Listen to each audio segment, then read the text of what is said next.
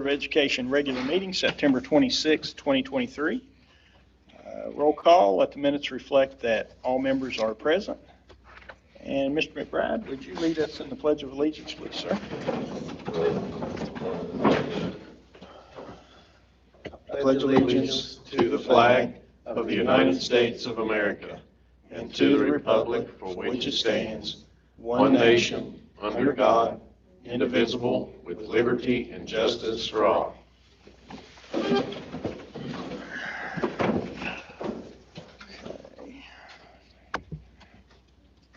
All right, we have item 3, approval of agenda with adjustments.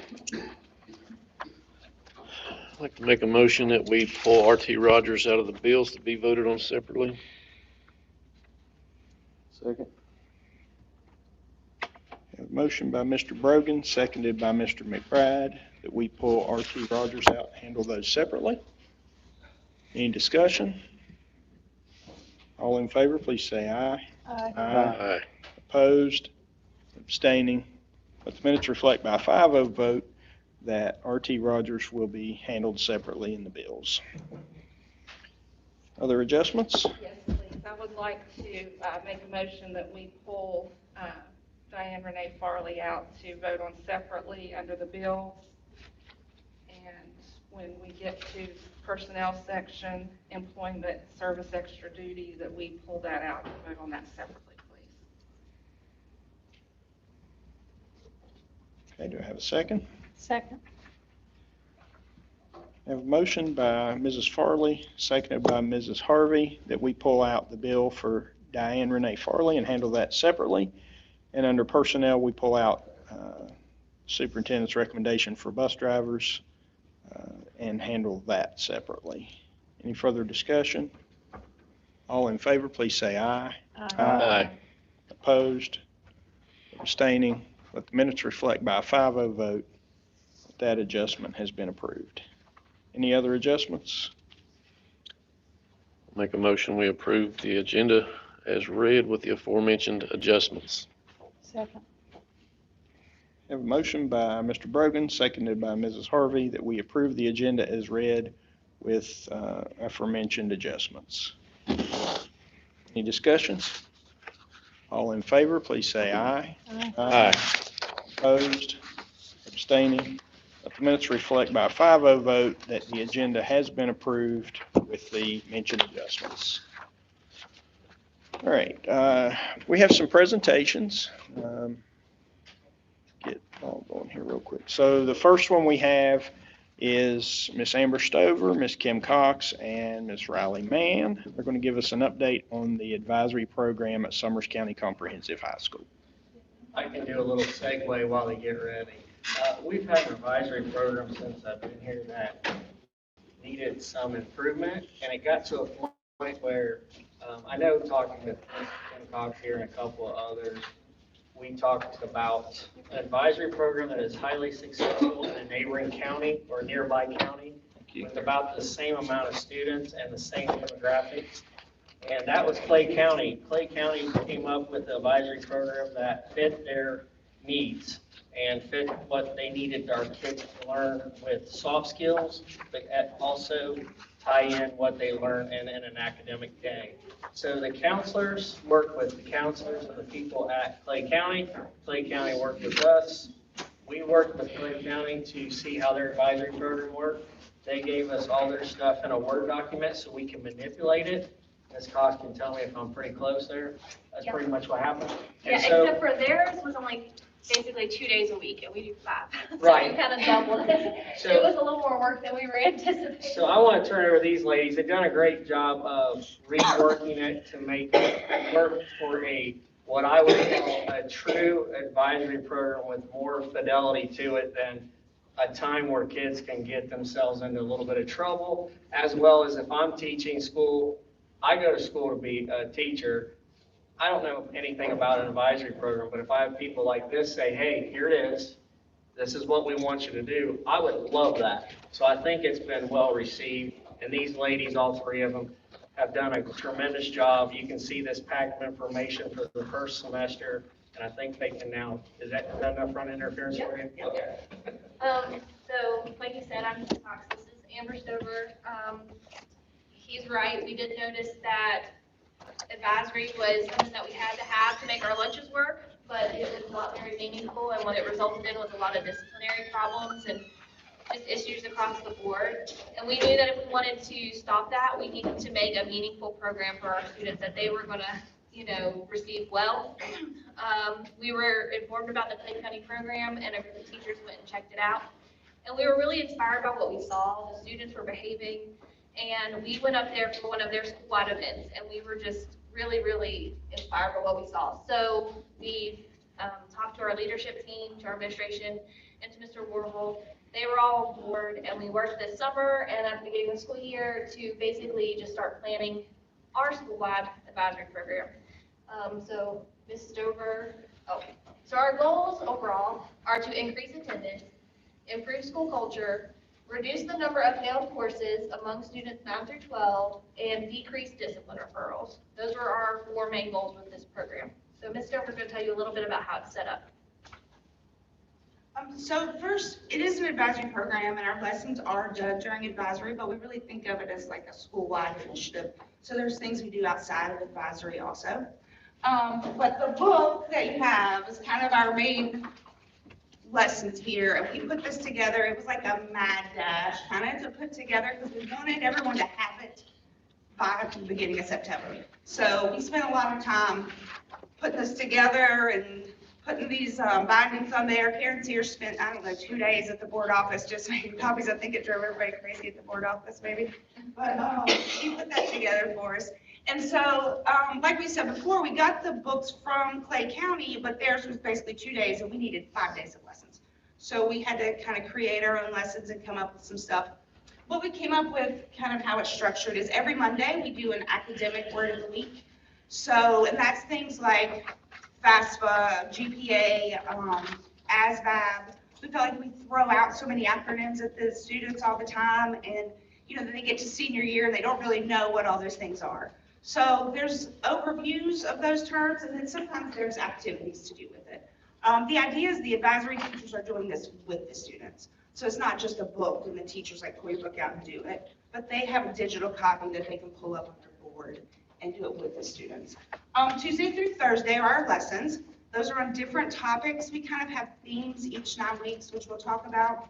But really some of it is like those soft skills that we want our students to have, like communication, critical thinking, teamwork, and then also basic life skills that we hear all the time our students don't get. So we try to incorporate those into this book. And then Friday is Check-In Friday. So there's a table in the book every Friday, and the students need to look up their grades, and they have to write down their grades for every class and if they have missing assignments. And then that has to be signed off on by the advisory teacher. That way we know, for one, our students are at least checking their grades every week, and we have another person in the building that's checking on that student. And so they're not just looking at their grade in their class, but they're grading all their classes. And then they can make referrals if there's an issue going on. Do we need to refer to the counselor or the SAT team, or maybe they need to call home, whatever that is, but we have someone on board who's always looking at that student. And then, so we have quarterly events that coincide with our lessons. So our first 9 weeks, we really focused on homecoming, and we kind of made that our quarterly event. And then we also have an Adulting 101 competition planned, a wellness conference, and a Bobcat Day of Caring. And we'll go over each 9 weeks. Ms. Cox is going to talk about the first 9 weeks. Last year, school spirit was not at an all-time high, to say the least. We had a hard time getting students to participate in anything, even the fun activities. They didn't want to go to incentives. They didn't want to do the reward days. They didn't participate in anything for homecoming. And I mean, when that happens, it just brings the whole morale down. So we wanted to improve morale, and we thought a great way to do that would be starting off with a really big kickoff on the first day of school, and also a big homecoming week. So the first weeks we spent getting together with your links group and going over the things you have to go over, such as, suicide prevention, Jamie's Law, Megan's Law, getting all those things that we have to cover out of the way. Then we worked on getting to know your links group, which is your advisory, and the students got to do like bingo boards, and the winners got prizes, and those kids love bingo a lot. And some of them were individual, and some of them were as an advisory, and the winning people either won like a stuff from the graphic design program, they loved the tumblers, the hoodies, the blankets, or they would win a prize like 30 minutes on the football field to play games. So then after that, the next week we focused on what is homecoming, what do you do during homecoming, how do you win, how do you show school spirit, what's an appropriate way to act and what's an inappropriate way to act. And Ms. Stover had the great idea to make a how-to video for homecoming. And it turned out to be, I think the kids really liked it, I really liked it. And Ava Stover, her daughter, put it together for us because we're agents. And basically, we had all the seniors make little clips about different parts of homecoming. And we showed that video in advisory, and then the very next week, we gave the kids a week off of advisory so they could show their school spirit. So we'll show you the video, and hopefully it'll play. I'm gonna sit down now. You trust me? Oh no! Put 2 weeks just in case that happens. Go to your sentinel. Oh, you're on Mr. Metters. Sorry, I'm getting back on your email. Let me open it back up. Okay. Hopefully it'll work. No promises. Let's try this. Please work. There we go. Okay, here we go. What up, youngins? I'm Brandon Isaac, your student body president. And I'm Gracie Harvey, student body vice president. For all you little geeks that have no idea what's going on, your favorite upperclassmen are going to walk you through it. Each advisor can win your grade points by competing in different events. This year, for every 9 weeks, we will have an incentive depending on your school spirit. So if you want to watch me and Brandon break for going ankles and pass for school spirit. Predictable. Use your time to make advisory to choose a design, figure, and door. A committee will vote for the best door, and the best door will earn points for spirit. Come up with the best ideas. Get in the spirit by participating in Spirit Week dressing days. Each day will have a different theme, and you'll get points for your class for participating. Here's what we have. Monday is the favorite team jerseys or t-shirts. Tuesday is marketing for the day. Wednesday is your dynamic duo. Thursday is spirit shirts. And Friday is sports clothing. On September 21st, you will have a homecoming parade at 6 o'clock. Any group, team, or club who would like to participate to talk to the South Center. The parade will end at the breaking field where we have a bonfire. See you there. So this year, we'll be introducing something new, the Summers County TikTok Challenge. This will consist of you showing your school support, your pride in our school student athletes. So what this challenge is going to consist of is you making a TikTok as an advisor, and we will decide who goes viral during homecoming. The best event happens on Thursday. Everybody head out to the football field to compete in the spirit competition. You don't have to be an athlete to participate. Some of the highlight games include cup stack relay, water balloon toss, football throw competition, by the way, 2-time games, so you can job in second place, and many other games. Your advisor people have sign up sheets, so make sure you sign up. Remember, the good sportsmanship is important unless you're making fun of Coach Harwell and his left, then you do it. Friday, we will be having a pep rally. Stand up, sing the fight song, and cheer on the Bobcats. The class showing the most school spirit during the pep rally will win the spirit stick. We will meet the homecoming attendants and find out which class wins the spirit. The winning class will get into the football game for free. On Friday, the Bobcats are going to be battling down the trail, wear your school colors, and come to the game. You'll get to see who is the crown homecoming queen. Trail the Bobcats will take down the crown. Hello, Bobcats. We'll be having a homecoming dance on October 7th at Blueberry from 8 to 11 p.m. All outstanding must be approved, and all students will apply. For a single ticket, it's $3, and for a couple ticket, it is $5. Can't wait to see everyone there. Support our community and your school by contributing to the homecoming food drive. All donations will be donated to Regional Resource Center. Bring whatever you want. For me, I really like Coke. You've heard it, so go raise your cabinets and take a trip to the store. Last bit, mix the most cans for our points for the week. If you want to be a spirit ball player like that, here's the news what we taught you. Make sure to have fun. And because I don't feel or ever that matter. You have a time right there. We coming back for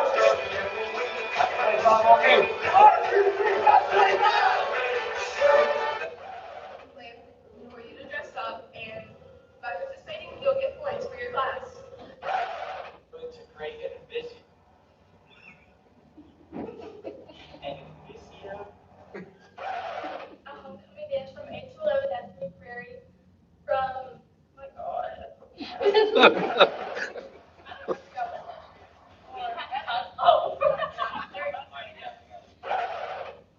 front, oh gosh, it's not in my head.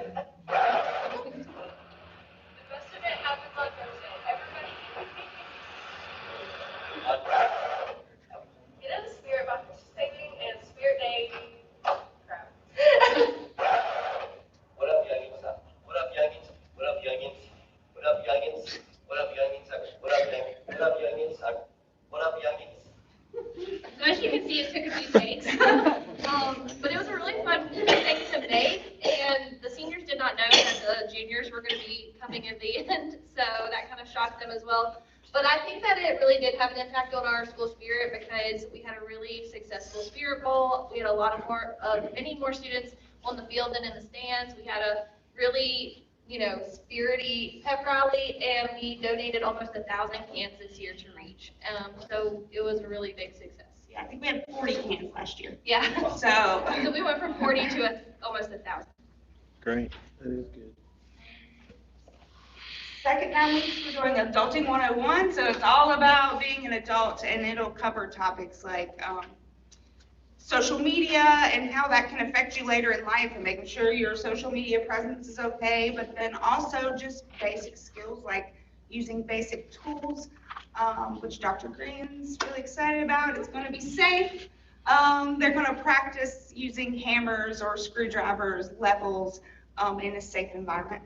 And also, how do you calculate a tip when you go to a restaurant or address an envelope? Just those skills that a lot of times our parents and students say they don't learn in school, and I mean, you wouldn't learn in a typical core classroom. So we're going to do that, and then we're going to have this culminating event, which is an Adulting 101 competition. So kind of like the Spirit Bowl games, but they'll be showcasing what they've learned during their advisory. So, they may be hammering something in, or learning, they have to learn to tie a tie, so we'll have a relay, jumpstart a car, which we won't use a real car. But anyway, so that's kind of our vision for the second 9 weeks. The third 9 weeks, we're going to do a wellness conference, and this is something that we absolutely stole from Clay County. When we went to visit, this is the school-wide event that they were doing. Basically, they had spent the previous 8 weeks talking about the components of wellness. That includes things like mental health, spiritual health, physical health, and going over how important it is to be connected to others. Because we know that when you're connected in a club or a church or with people with similar interests, you're less likely to have mental health, social health issues. So what they did was they had this wellness conference. The students all had lanyards. They all had name tags, just like if a teacher or an administrator went to a conference today. They had to go to an opening plenary and listen to a guest speaker, and then sign up for breakout sessions. So the breakout sessions were things like yoga, art, saltwater fishing, hunting. They had hunting dogs. They had every kind of hobby that you can imagine. The students signed up for 3 different sessions, and they visited them just to learn how they could get involved in those things in their community, who else likes those types of things, so they could make friends that they might never have met. And basically, it's just to stress the importance of self-care and connectedness, and that's something that we hope to do with our students during the third 9 weeks. The last 9 weeks, we have Bobcats Give Back, or Bobcats Day of Caring.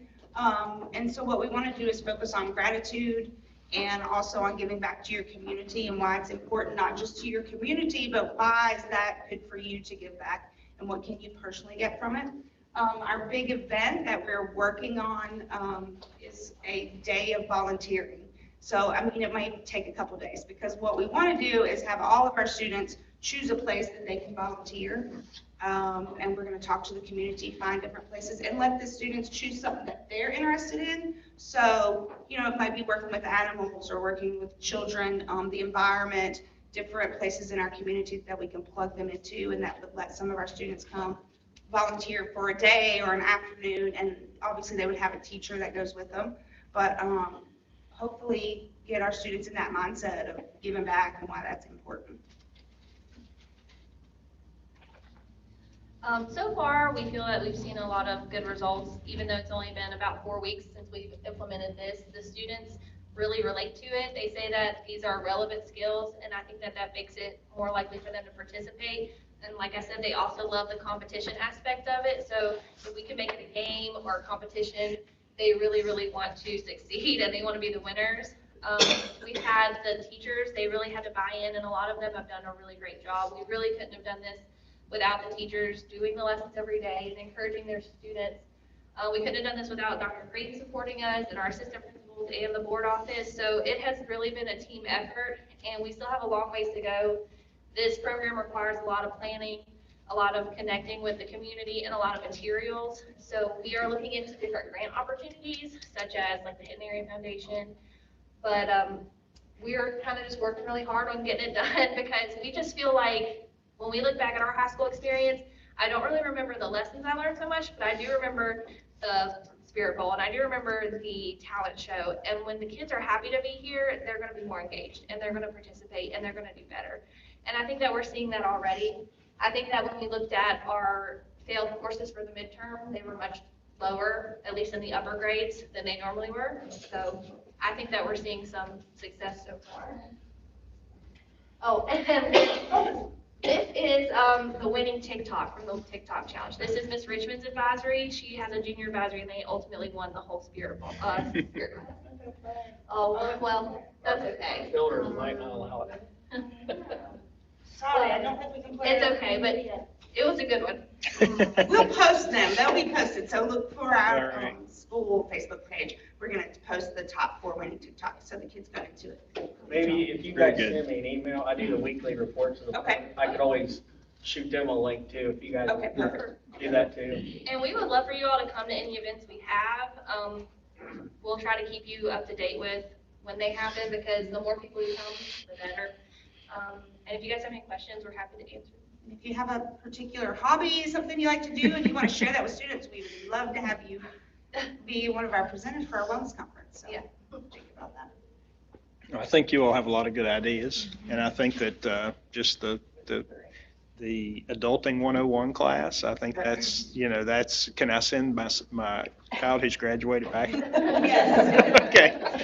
Oh, and something I forgot to mention, this book lasts an entire year, and it's for 9 through 12, but next year we will have an entirely different book that will build on what they learned this year, or it will cover new topics.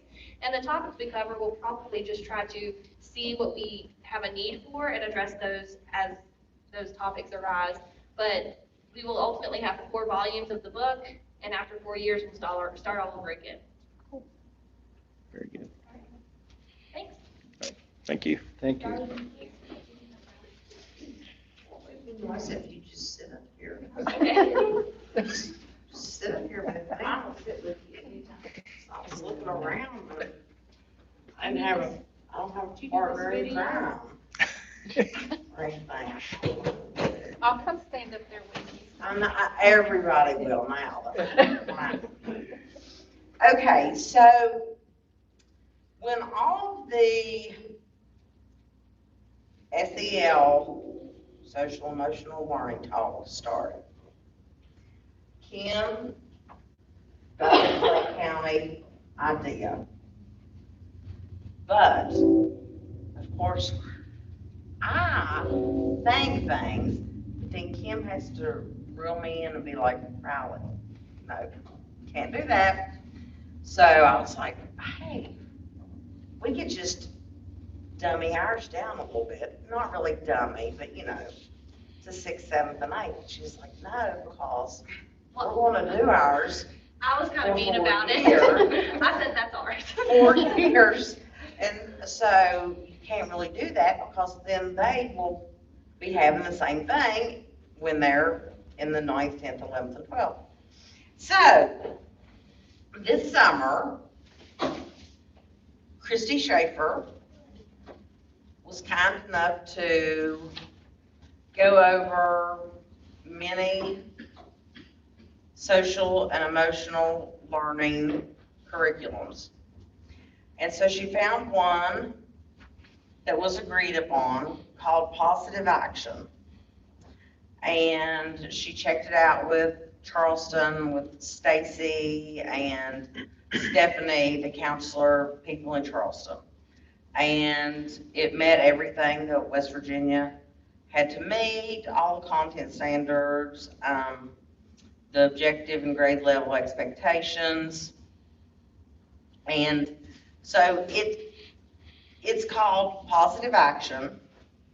We haven't really gotten started with it yet because Mr. Green, we don't have we have the teachers' boxes, but we don't have.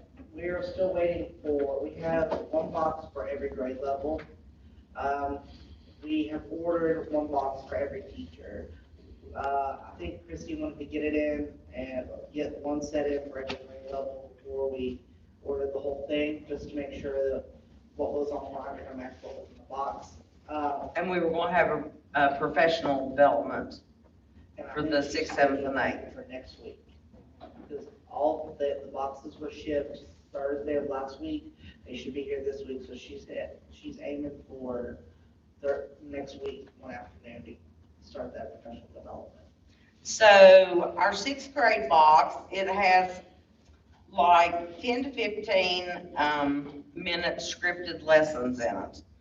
And they'll do it 4 days a week, and on the 5th day, it'll be like the one that Kim and Amber, the day where they look at the live grades and check like their absences and such.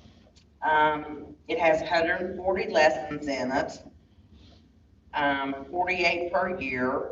The 7th grade has 20 to 25 scripted lessons, 30 activity books and 30 journals, which they will keep in the classroom in like one of the giant envelopes, so they can work in those in the advisory classrooms.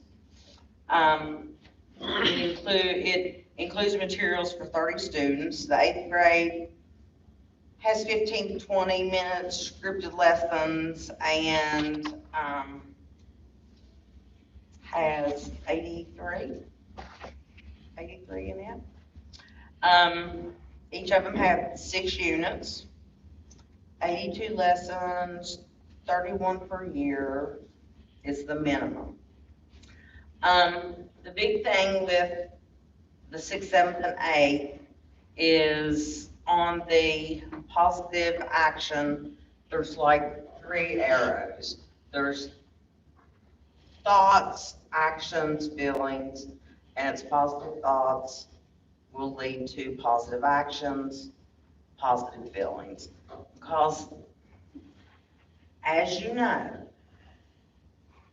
6th, 7th, and 8th graders are not always positive, no matter how hard we try. Sometimes they're just not that positive. Anyway, we hope that this will help. The positive action, what does it do? It teaches young people positive actions that help youth feel better about themselves and to motivate them. Well, you know, I'm 55. I still don't feel good about myself sometimes. And you know, when you're in 7th grade, I had 2 today that, I mean, he was like, I just feel like I don't have any friends. I just feel like everybody hates me.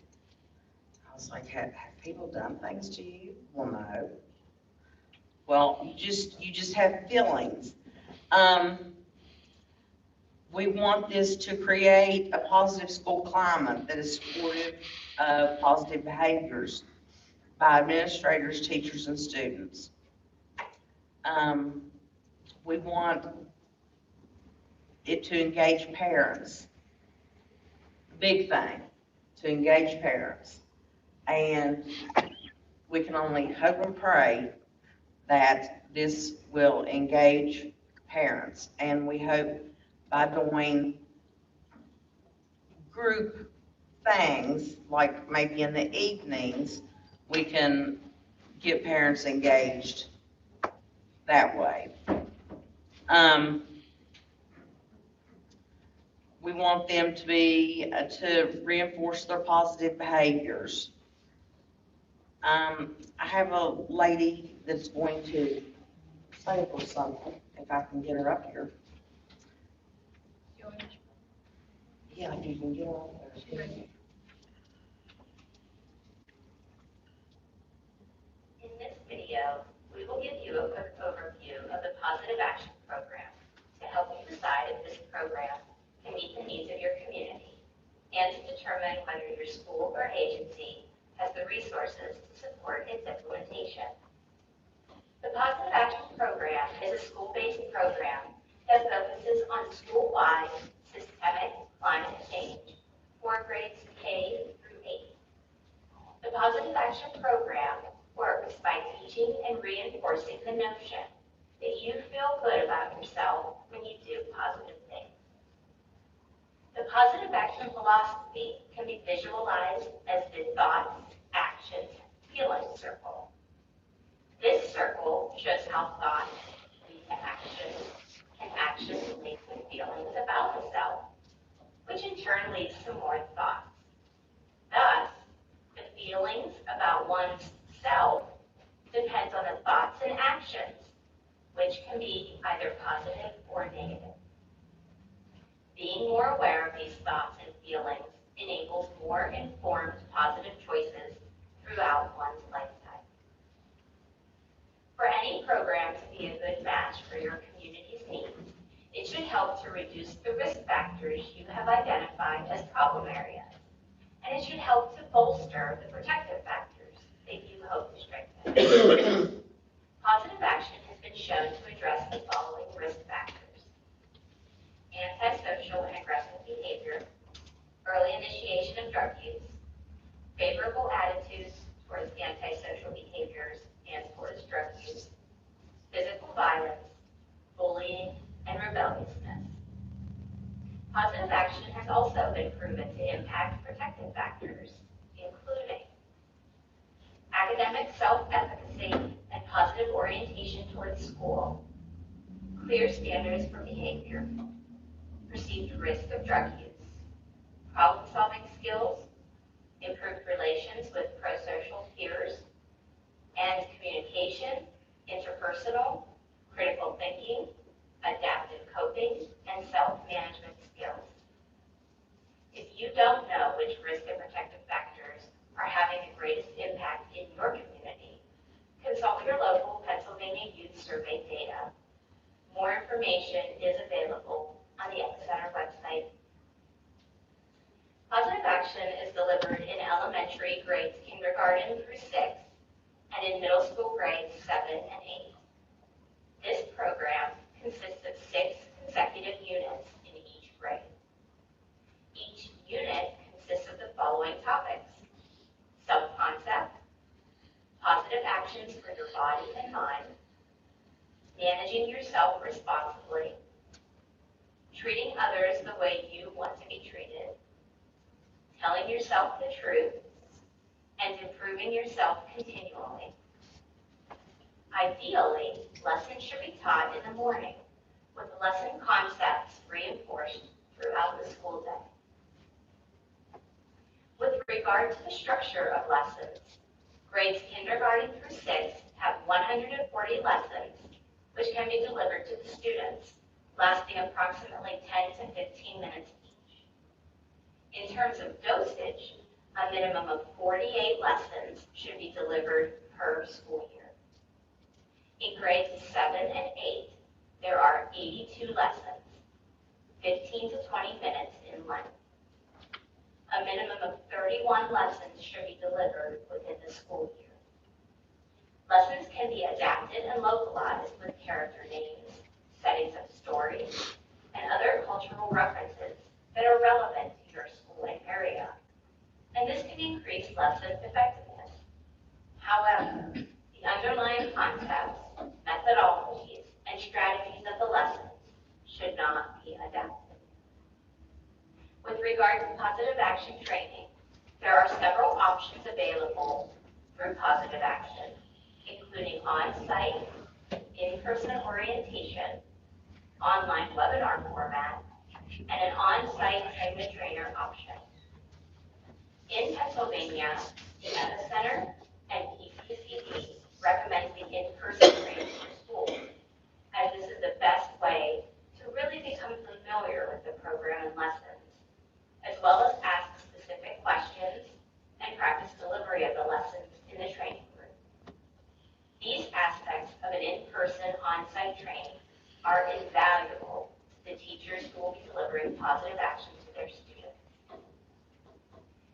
Training will cover the curriculum, climate development, program outcomes, and history, and utilize interactive group presentations and practice.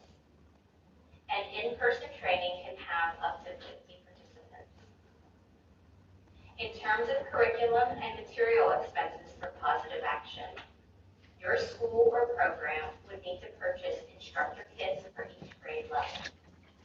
These kits include all materials that will be needed for all lessons, including the teacher's manual, consumables for activities, and worksheets to copy. Please note that each academic year, you will need to purchase refresher kits that will replenish the consumables. There are additional optional kits available, including climate development, bullying prevention, drug prevention, and conflict resolution.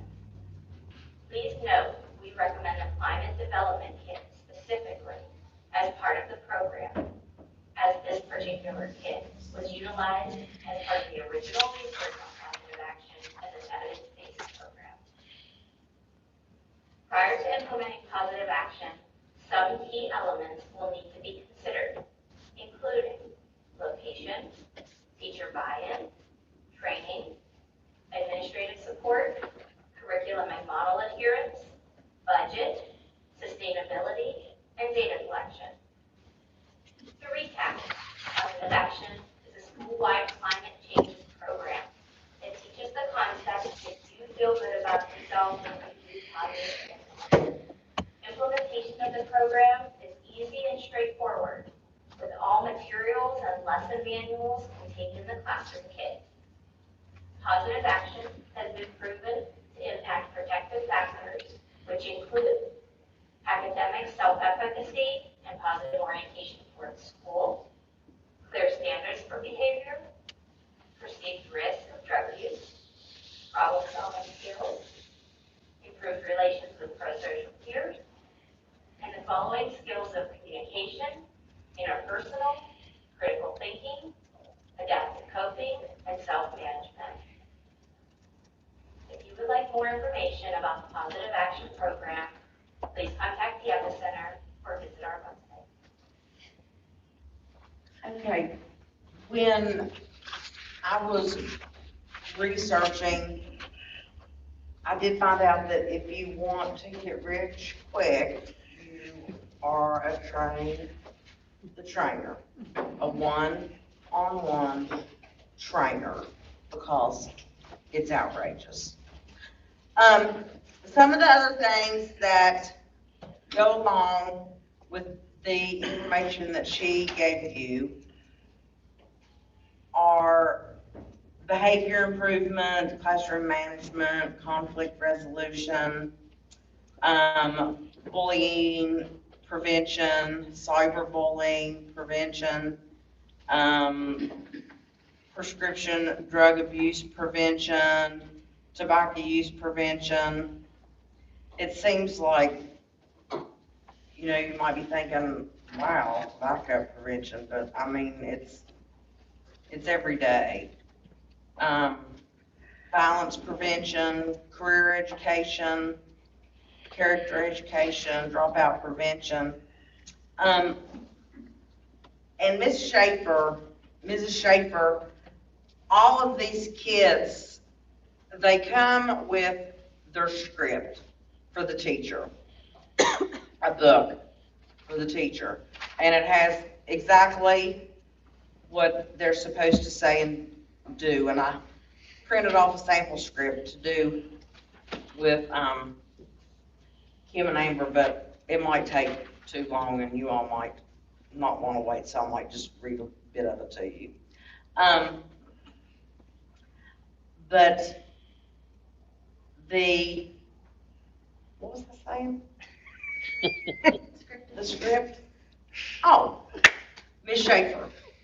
Anyway, she ordered, like, if the box had to have 1,000 pencils throughout for the whole year, she ordered 1,000 pencils. She ordered the paper the teachers would have to have. She ordered the colored pencils that they would have to have. So each set that goes to the teacher's room should have every single thing that they would need for the whole entire year. They should not have to want for anything when they go to do the lesson. And the lessons should they should stay on target. Each grade should stay on target with the same lesson. They shouldn't move ahead or back. I know I did this at the middle school, developmental guidance, for a half a day, maybe for a year and a half, Miss Hudson. And I'm not sure what the lesson was, but it is scripted. Teacher says, you should expect this as an answer from students. I know Ms. Hudson spent a lot of time coming to the first floor saying, did you not yell so loud? Because I had some wild ones. But now they did like to talk, and they did converse about the developmental guidance lesson. And they'll still come up to me, you remember that developmental guidance lesson? And of course that makes me feel good.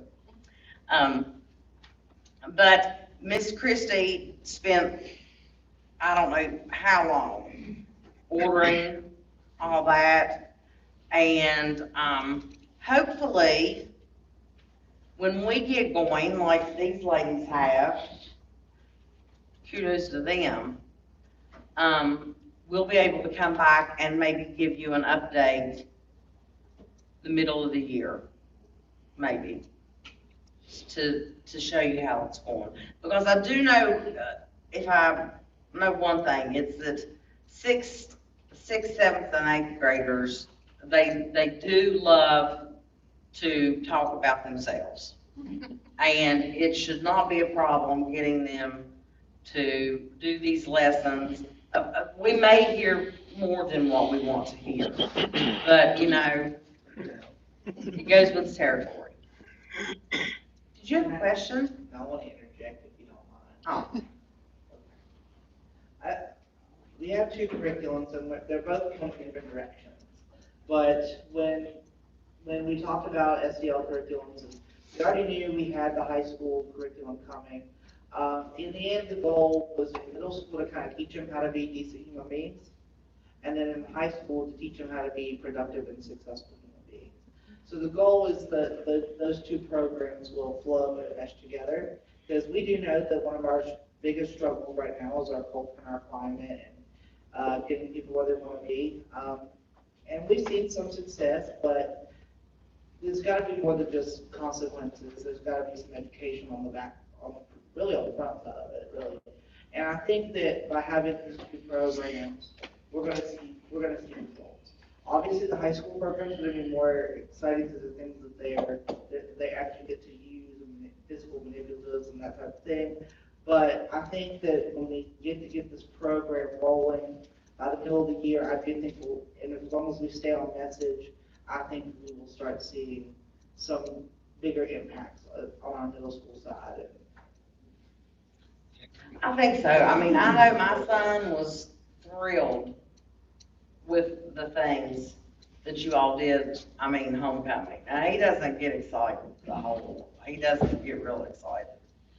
But let me just take a quick second and read this one lesson to you all. I won't make you all do it. It's a teacher's script, and it says to say, in our last lesson, we prepared a budget to practice wise use of money. From time to time, we all have a need to earn extra money, either to pay for an unexpected expense, or to buy a gift for someone, or to buy something special that we really want. Sometimes it may seem you have no way to earn that extra money. You can, however, earn spending money in two ways. First, you can find a new use for something you have that is plentiful. You can also find out what people need and are willing to pay for, then find a way to meet that need. Use your imagination. Suppose, for example, you have a backyard littered with pine cones. How could you turn them into money? Don't smother your creativity by being too sensible and practical. Think like a tycoon. And the teacher says, have students come up with as many ideas as possible for making money with the pine cones. So it says, besides looking for unusual money-making ideas, perk up your ears when you hear someone say, I wish I could find someone to mow my lawn. Or, who can take care of my cat this weekend? Or do you know anyone that has a ladder to reach the loose board and hammer it into place? One basic way to make money to meet needs people have for products or services. How do you earn money now? Have you thought of a new way of making money you haven't tried? What item is plentiful and free in our area that your creativity can turn into money? Think about your budget and item you want to buy and you don't have enough money for. Write down on the activity sheet 3 ways in which you might be able to earn extra money. Is there a service you can provide? Rake leaves, clean out the garage, babysit, or is there something that you can make? Garage sale, or have a garage sale for toys you no longer want. Maybe one of your ideas will be a money maker. Maybe all 3 of them will work. 1 week from now, you can report back to the class on how successful you've been. And a big thing with these lessons is reporting back, which sometimes kind of extends the lesson over to the next day, because I know that happened with me a lot. Of course, I sometimes yak a lot. But a quick last story. This is just my son and his friend want to earn some money, and we were at a ball game, and this is probably illegal, but they did. You are being recorded. I am being recorded. Okay. Maybe it was. He's underage. Yeah, right. So he, do you remember? Yes, I remember. Oh my gosh. They made paper hats. Paper hats, colored them, wore them on their heads. I thought I was going to die. But they went, the boys, I think they made $96 at a football game one night selling those paper hats. They truly did. I could not believe it. But, you never know what, I probably would have bought one if I was in those things. But do you all have any questions? Because or can you think of anything that I might be forgetting, Dr. Green? I think we're good. Girls? How about we get these guys to come back midway through the That's what I was school year gonna suggest. and maybe Yeah. have some students talk from their point of view, Yeah. because they're the customer. But I appreciate all the ladies looking at this to make it more purposeful, Yeah. Thank all 3 of you. Thank you all. For taking the extra Thank you all time. for inviting us. Thanks. All right, next, if there are no objections, Ms. McClung, I'm gonna go ahead and let Ms. Julie speak for Panorama. She's been on, so, I'm gonna move this computer up, we're gonna hook it to the screen. If you wanna test your audio while we're here, you can. How does it sound?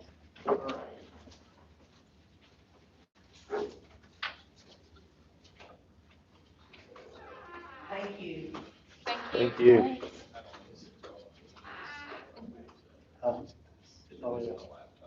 She shares.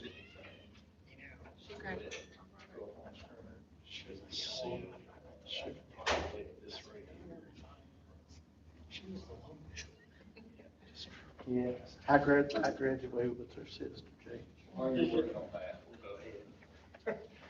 So this, I asked for Panorama to join us for this meeting.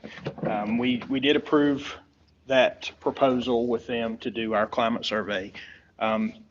Julie is going to be our representative, is that correct? That's correct. Okay, so she just reached out to me and was asking what we wanted to know about the survey that they can do. And so I gave her just a little information, just asked her to first be here in case you all had any questions. I explained to her that we would like to do most likely, and I told her I was speaking just for myself, but what my thoughts were, and you all feel free to add in if as you please.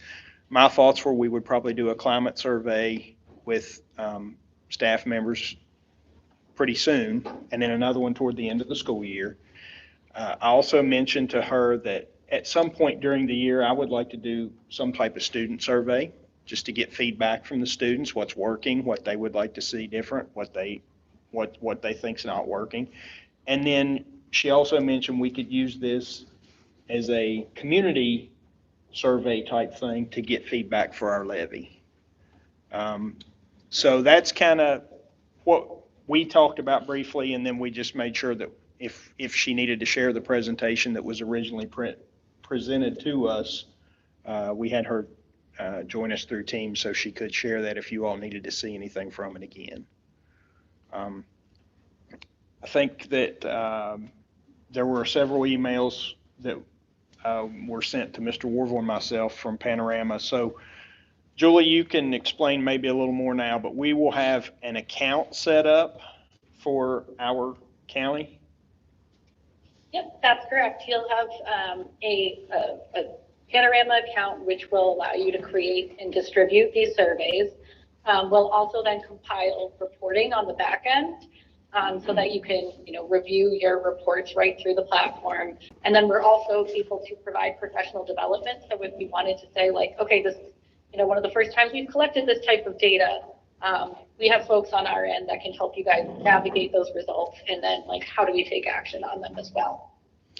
So one of the thoughts I had was that if we could have possibly a small team, someone from the board office, and I was kind of thinking maybe Daniel or someone related to technology, and then someone from the board, and that small team could start to develop the survey in Panorama. And then once we have one developed that we all are happy with, the board office and the board, then we could move that out. Sounds good to me. Now, Julie, you'll have someone, would it be you or would you have someone who would help us when we have our quote unquote team to build the survey? Is there someone that we would work with from your side to walk us through that initial setup? Absolutely. I'm your girl. So Okay. If you guys need to set up some time, just let me know and we can walk through it. So any questions, any comments from anyone? Oh, we have Julie on the line. What's Julie's last name? Julie's last name, and forgive me if I say this wrong, but Chafin, Chafin? It's PIN. PIN, I'm sorry. Nope, you are totally fine. Chapin. I'll forward you her email as well.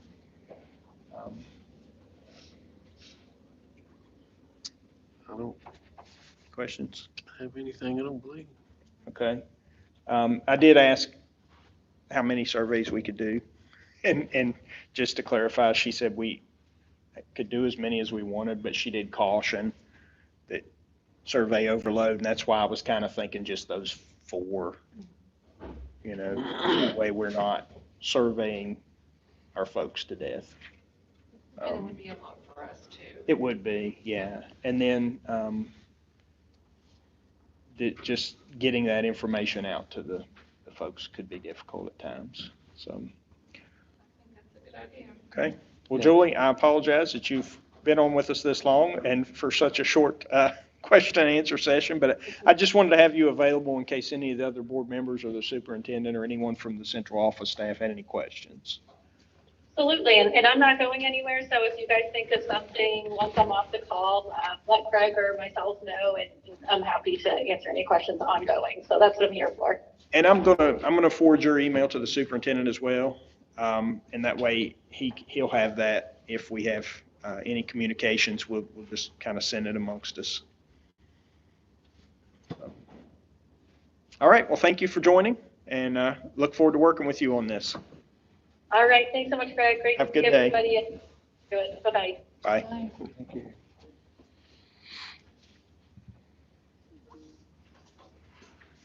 Okay.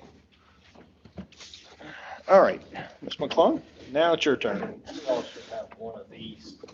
It's a lot of information, but don't look at it trying to go through all this tonight. It's just to arm you to go through it at your own leisure back home.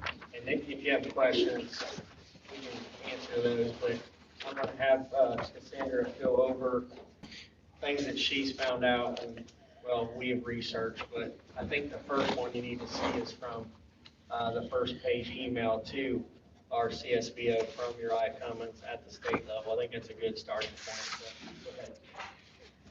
You should have an email and then 2 packets. One of them is pretty lengthy, but this is all the actual laws about State levy. So while I don't necessarily understand all of this is a good starting point for all of us. In the email, I had just asked Uriah, which Uriah is one of the main people in the finance department at the Department of Education. He's kind of over all of our county contacts, so he's like, they don't really have department heads, but he would be a department head if they had department heads. So I just kind of asked him to explain what the rate would be, because like when you run a 30% levy, it's not actually exactly 30%.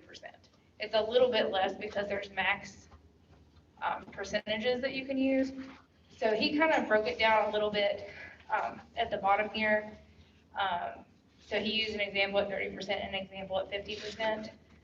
When we get more into it, we probably need to meet with the assessor and get a median value of property in Summers County. So we're looking at more values that matter here. I'm not sure the median value, and I haven't got a meeting with the assessor yet, so that's something I plan on doing within the next couple of weeks. But this is a good starting point. So if your house was valued at $120,000 for a 30% levy, it would be about $165 on class 2, which most of your property is probably a class 2 in this county. Class 1 would be more like farmland. Class 2 would be most of your residential, and then class 3 would be in town businesses. So that just gives you an idea about the amounts. This packet goes about when everything is due for everything to do with the ballot. It's a little confusing too, so if we do decide to go on this, I would rather talk to legal to make sure we're interpreting this correctly. But from what I've gathered, January 1st is the first date for anything to do with the election. So if we have an idea of what we're doing by then and kind of know what we're doing, I think that's a good starting point. I'm pretty sure that the second one down on page 3, where it says election minus 77 days, I'm pretty sure that's when the call order is due. But the clerk at the county office here wasn't 100% sure, and I haven't got a return phone call from the State Department yet on that. So I'm still getting clarification there, which 77 days before election day would be mid-January anyways. So I think if we were going to do something, I would probably feel more safer in making our deadline the beginning of January. So election day is May 14th. The beginning of January would be, or the 1st of January would be 134 days before that. So we would definitely be in the clear there. If we do move forward, I got a contact at the auditor's office that said if we wanted to send her our call sheet before we did anything with a lawyer or anything to make sure that we have everything in there, that she would be glad to proofread it, just to make sure we're hitting all the legal aspects before we pay somebody to go over it. That way we're not just going back and forth having to pay a lot of money, so that's a free asset that we can take advantage of there. And then the second big packet, the really big packet, that's just all the law. I just thought you guys might want to have a copy of that in case there was a specific question. In the middle of this, there is a calculation sheet on levy. It's more confusing to most people, but we can break this down into something that people can use once we get closer. We can come up with like a little formula in Excel where they just plug in their valuation or something. That shouldn't be too hard to do. Are there any questions at this point?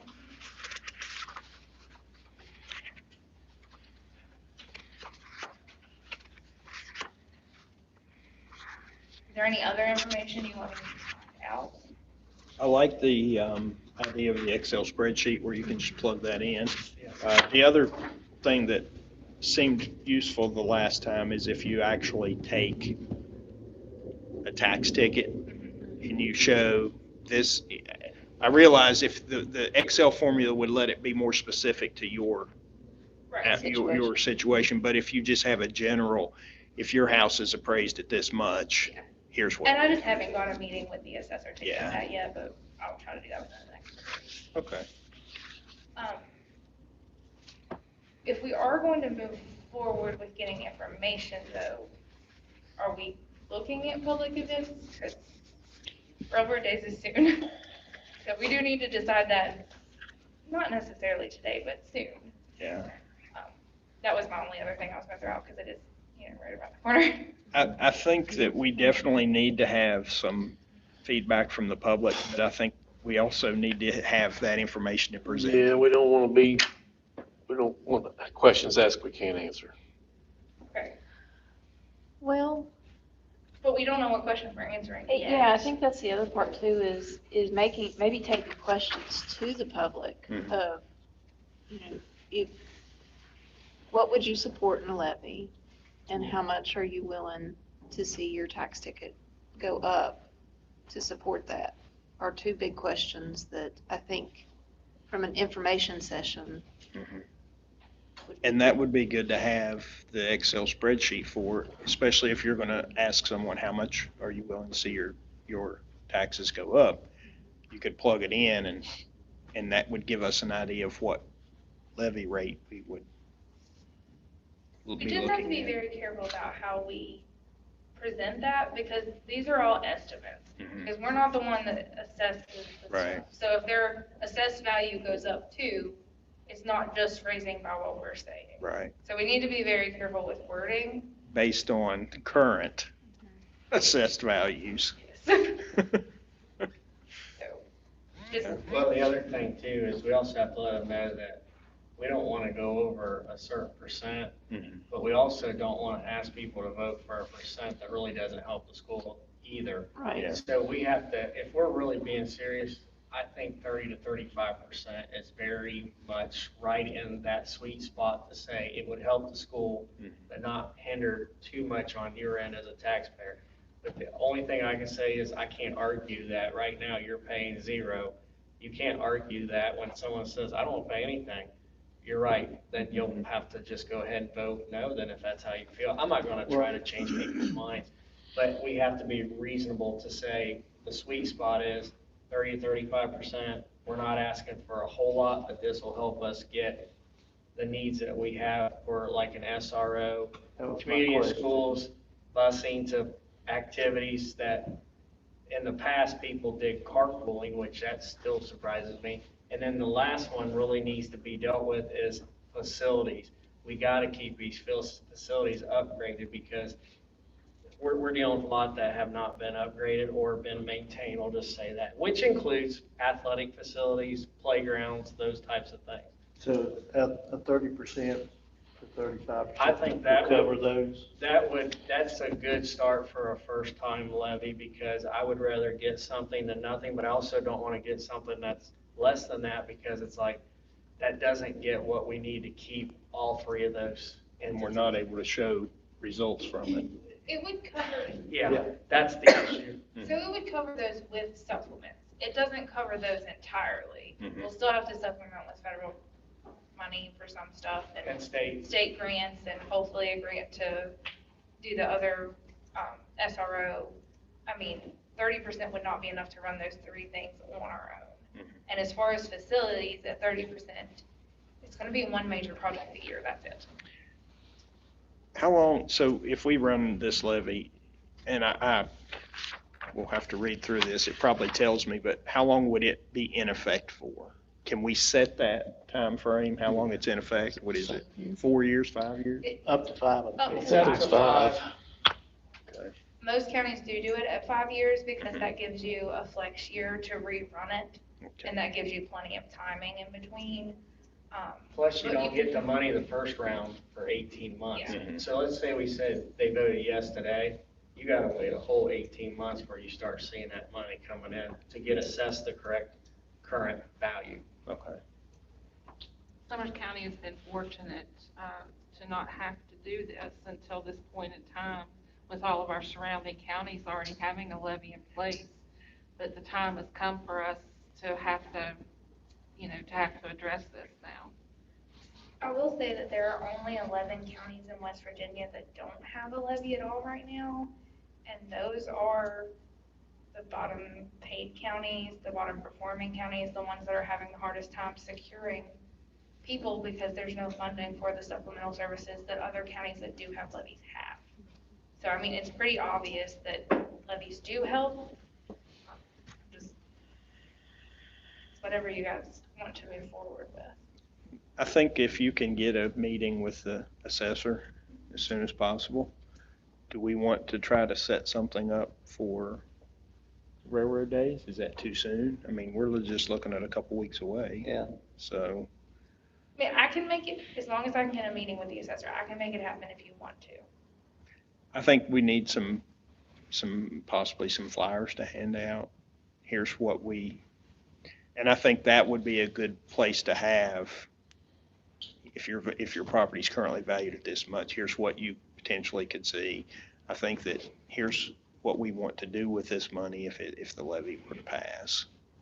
Would it be possible for that survey company to come up with a survey that we can produce by then too? Because I don't know how much people would want to come up to me specifically Right. and tell me their problems. But if So- we had an open format, I think we would probably. And maybe Give if, them a QR code or a link Yeah. to go take a survey and. so let me initiate an email with her, Okay. and I'll include both of you all in that. Actually, I can include you all as well. And Also, Mr. Angel, it'd probably help, hear me out, because this is gonna sound harsh, but I don't mind doing a survey as long as the people who live in this county. Right. So I would hate to have 200,000 people respond, Yeah. and they say they're in favor or not in favor, it's like, that is not a real survey. Right. That's just people putting in and clicking. Can you see if Yeah, we know how if many we- people? And You yeah, know. and we can question her on that, if there's some way we can verify, I mean, Yeah. We could, I don't want to say verify residents, but we need to make sure that the survey is completed by people within our county, registered voters within our Yeah, county. and I just need people who are from the county, whether registered or not, but I Yeah. agree with what you're saying. I think we're all saying the same thing. Yeah. I just want to get real feedback, is what I'm saying. And I may step. So we on may two be able to people saying get registered some voters. information Yeah, from the county clerk's office of registered voters to be Mhm. able to either do a mailing or something Yeah. along those lines. Yeah, and Mr. Brogan did point out, maybe not necessarily registered voters that we need to hear from as much as property owners. Yeah. So, and I know we can, as you said, we can get a copy of the voters, the registered voters. I'm sure we could probably get something with property owners in the county as well to mail something out to them if we chose to do that. Email addresses would probably be, to be able to provide a link would be helpful. If I'm not that's sure that the included on county that. clerk would have email addresses. Well, I'm Yeah. saying if they have that information available. When I registered to vote, Did I you have to- provided my email address. So let me start that email Yeah. tomorrow, and we can. I'll reach out to the assessor tomorrow and see when I can get a meeting. Okay, and then we'll also start that email regarding the survey as well and figure out how we can work that into this. Okay. All right, thank you very much. Thank you.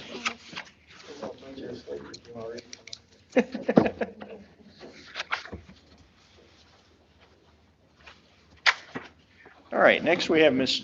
Renee Jones for elementary summative assessment results.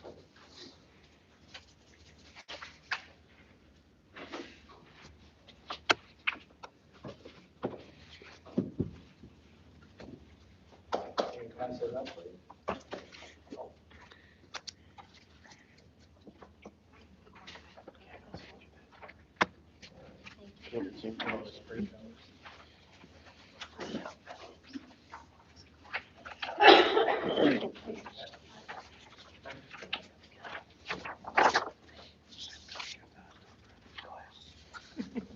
Let you borrow mine, Jay.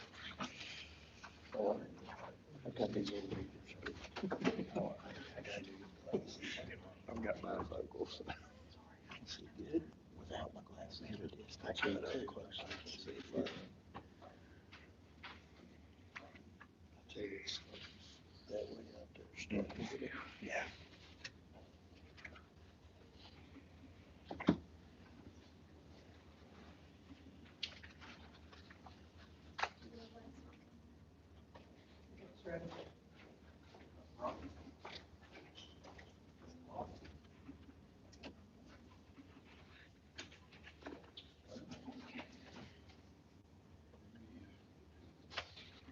Are you trying to get it to move forward?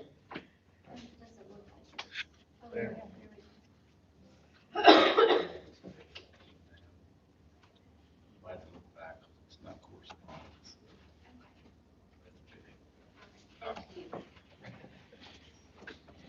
Okay, a couple weeks ago, Greg and Cindy and Susan were here, and they provided you all data on the secondary building test scores. So tonight, I will just go over the elementary scores for you all. And this is the state testing scores. First, we will talk about the state overall scores for fifth grade ELA. Proficiency rate was 44%, fourth grade was 44%, and third grade was 40%. And for math, fifth grade, 38% of the students in West Virginia are proficient, fourth grade, 46%, and third grade, 52%.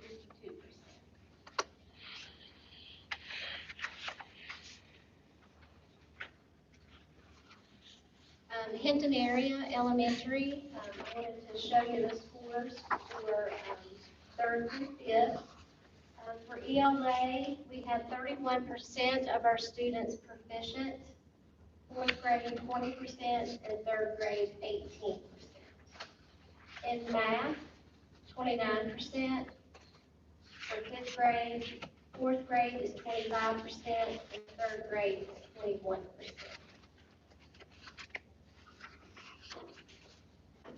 I wanted to go back and show you what the same cohort of students, how they performed. So the fifth grade students in 2023 took the test back in 21. And if you look at the data in ELA, they were 17% proficient. And then in 22, they went up to 29. And then this past school year, we bumped up to 31. So we are on the path of making gains each year. For math, in 21, they were 25% proficient. 22, they went up to 31. And then this past school year, we did go down just a little bit to 29%.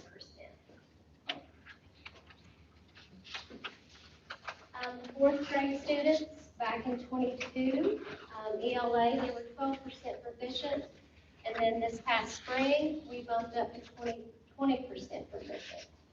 And then in math, our fourth graders was 20%, and then this past spring, we came up to 25%. And of course, last spring was our first year for our third graders to take the test, and they were 18% proficient in ELA and 21% in math. Talkett Elementary, for this past spring on the assessment, our ELA, our fifth grade was 50% proficient, fourth grade 25%, and third grade 20%. For math, fifth grade was 39%, fourth grade 32%, and third grade 16%. Our fifth graders at Talcott, if you look back in 21, our ELA, our students were 53% proficient, and then in 22 we dipped down just a little to 47. But we did make gains this spring, so we're back up to 50% for our fifth grade in ELA. And for math, back in 21, we were 41%. And then in 22, we went down several points to 18%. However, this past spring, we took a large jump back up to 39% proficient. Our fourth graders at Talcott, you can see back in 22, ELA, we had 24% proficient, and this past spring, we did move up to 25%. And then in math, in 22, we were 23%, and then this past spring, we jumped up to 32. So there we are making some gains as well. And our third grade, from the previous slide, we have 20% proficient in ELA and 16% proficient in math. And then our smallest school, Jumping Branch, in ELA, 57% of our fifth graders are proficient, 53% of our fourth grade is proficient, and in third grade, 44%. And then for math, fifth grade is 0%. And I would like to comment on that. If you have a very small group of students, I think we had 6 or 7 fifth grade students, that can really take your scores down quickly, or one person could bring them up. So it does look a little bad, but it was a very small class. Fourth grade math is 33% proficient, and third grade is 78% proficient. That was a highlight, that 78% proficient in math. Our fifth graders, if you look back in the past, in 2021 for ELA, they were 0% proficient. In 22, they bumped up to 29. But then this past spring, they bumped all the way up to 57. So that's some great growth there.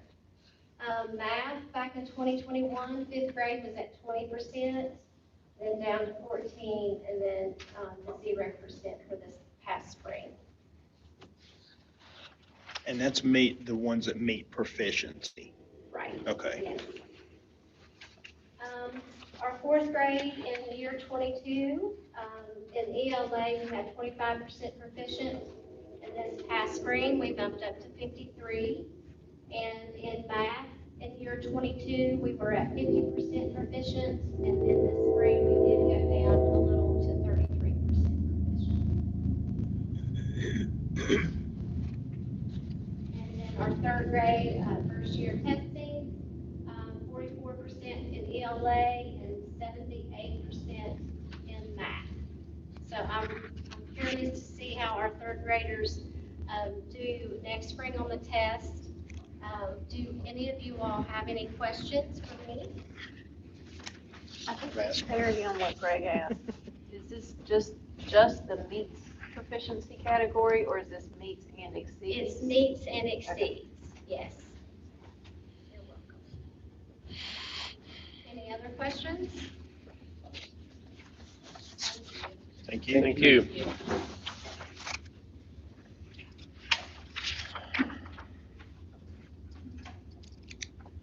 All right, that concludes our presentations. public comments? None? Thank you. We have item 6, approval of minutes. We have the September 12th, 2023 regular meeting minutes before us. The superintendent recommends for approval. Make a motion that we approve the minutes. Second.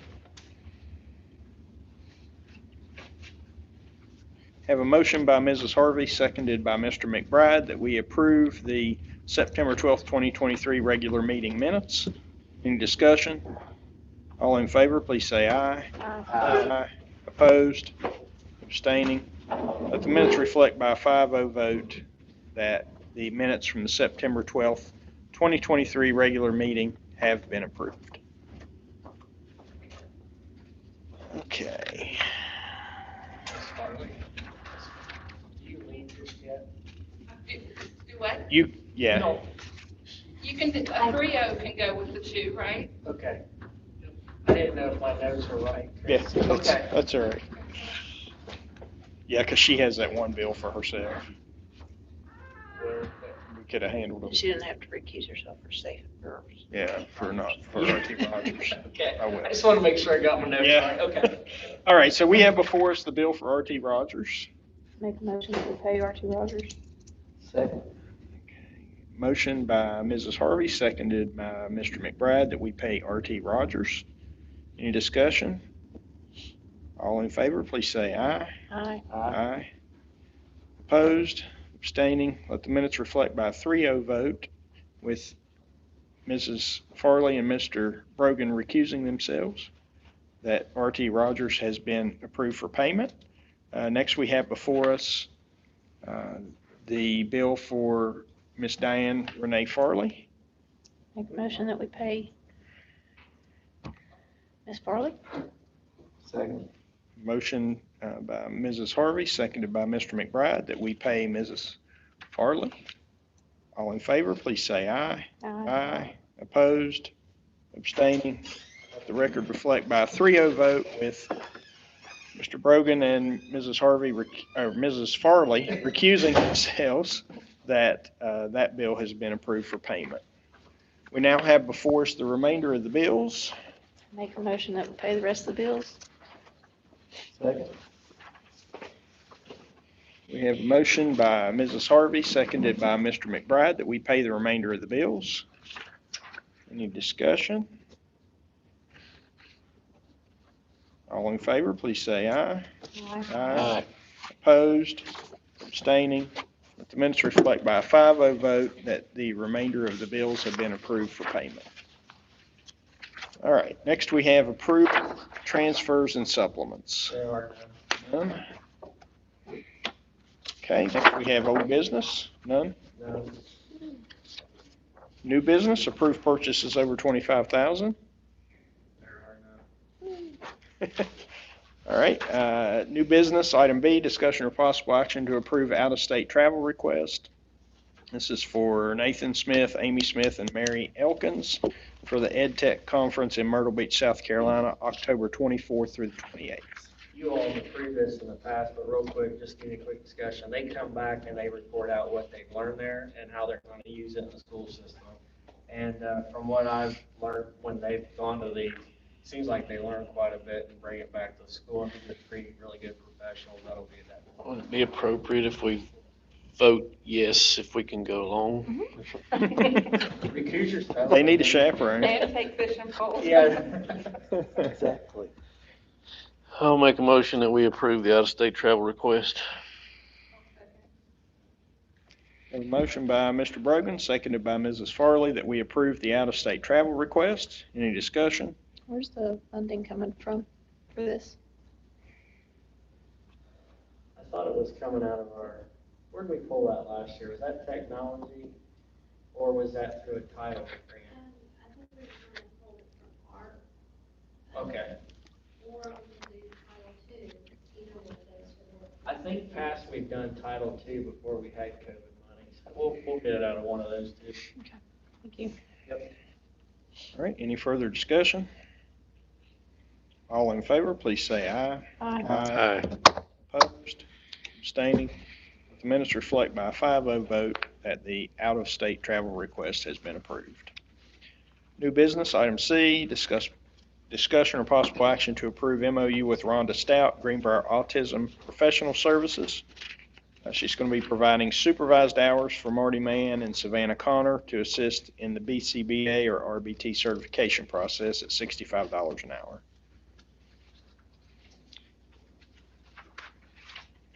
What is this funding source? Dr. Knott, does that come from, what did we pull that from last year? Because we started this last year with this lady. We are also using ARP while we have that funding. Later, we would have to use title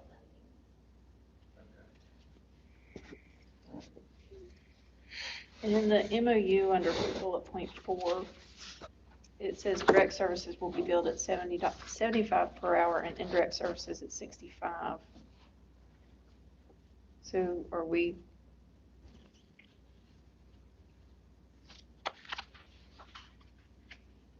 Just want to make sure that we're clear that one's one.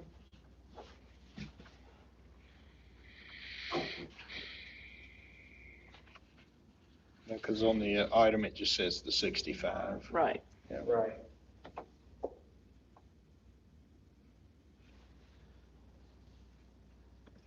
Well, I'm going to 65. When we used her last year, how much, is she going to be doing more this year than what she did last year?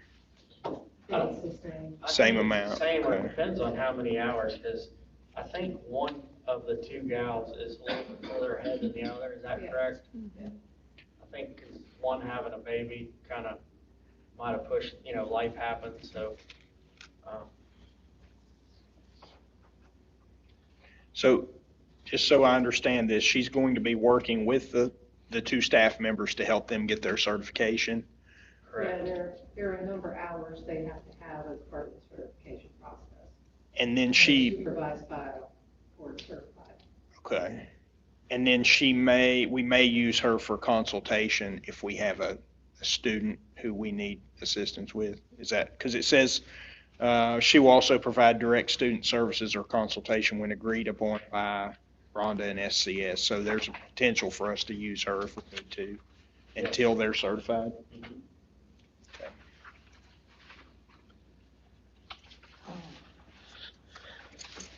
I'll make a motion, we approve the MOU with Rhonda Stout. Second.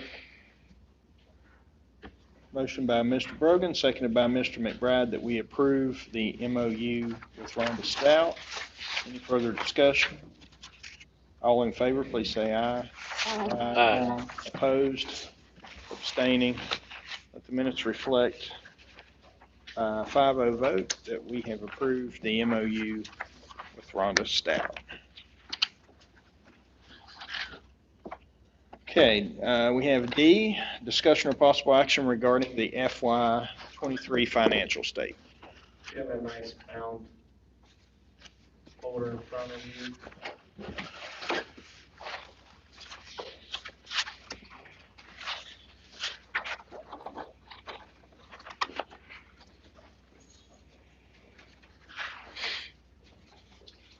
Now, Cassandra and I practiced this in my office. It was a really good report.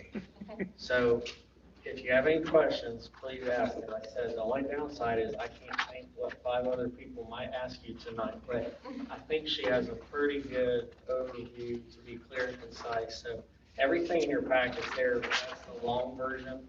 She's going to give you a quick overview with the Clip Note version, if that makes any sense.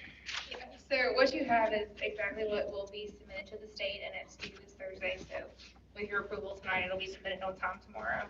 And this is also everything that needs to go to the auditor to begin with, so we'll put out the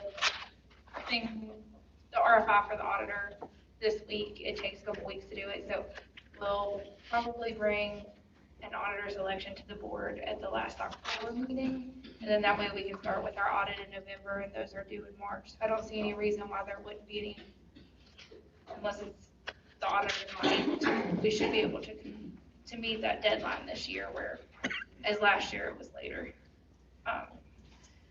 So I'm just going to give like a quick rundown of the basis of the financials.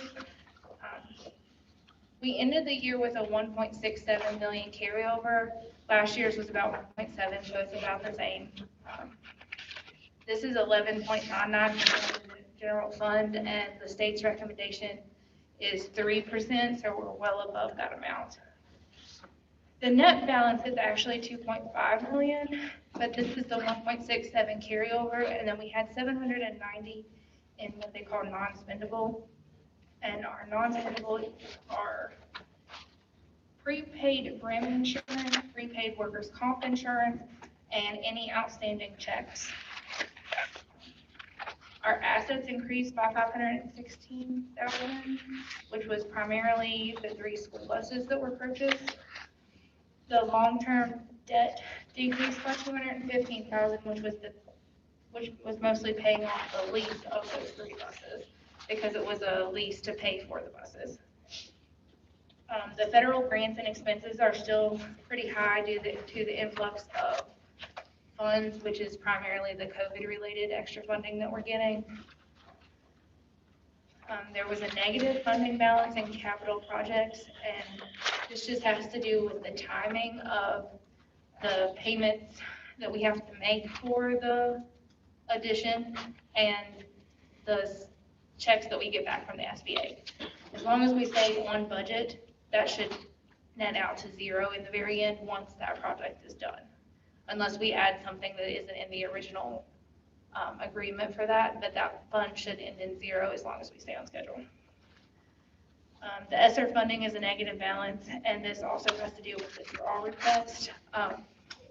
All federal funding, the county has to account first, and then we make a request for that refund back.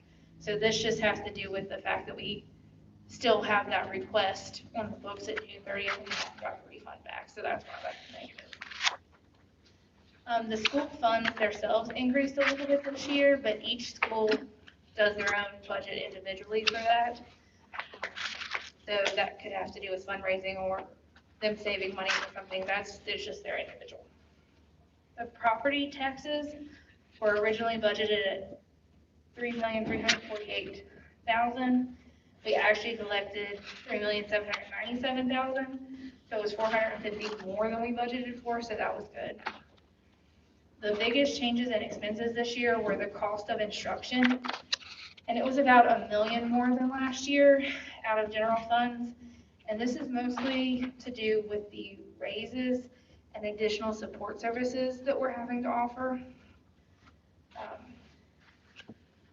Student transportation costs also raised about $300,000, but they changed how we can submit transportation. We can code more things to transportation now and get refunded for them.